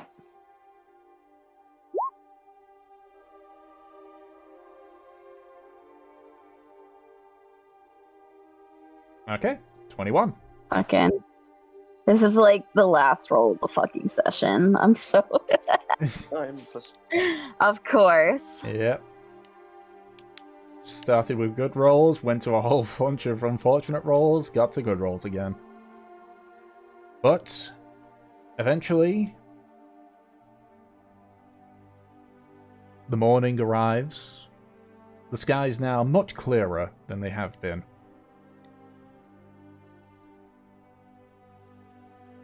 It seems to be relatively uneventful. You only see a few birds flying out from the Murrag, obviously going on their morning hunt. Eventually, your watch ends. Your companions awaken. And you eat your breakfast, consisting of, I assume, more lamb. Hell yeah. Oh, more lamb.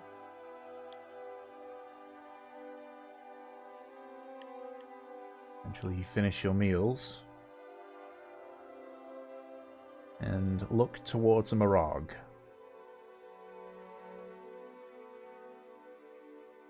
You catch each of these to not have more lamb. Yeah, that is true.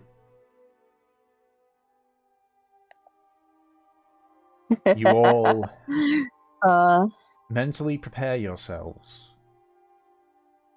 Take a deep breath. You begin your journey into the Murrag. That's what we're going to call it for this session. Oh. Finally, I get to use the Murrag system I've made up. Next time on Dragon Ball Z. Next time on Dragon Ball Z, Goku enters the Murrag, the most dangerous area ever seen within Karmora. Will Goku find his way to the Druid tribes, or will Vegeta beat him to it? Tune in on the next exciting episode of Dragon Ball Z. Da da da da da da da da da da da da da da da da da.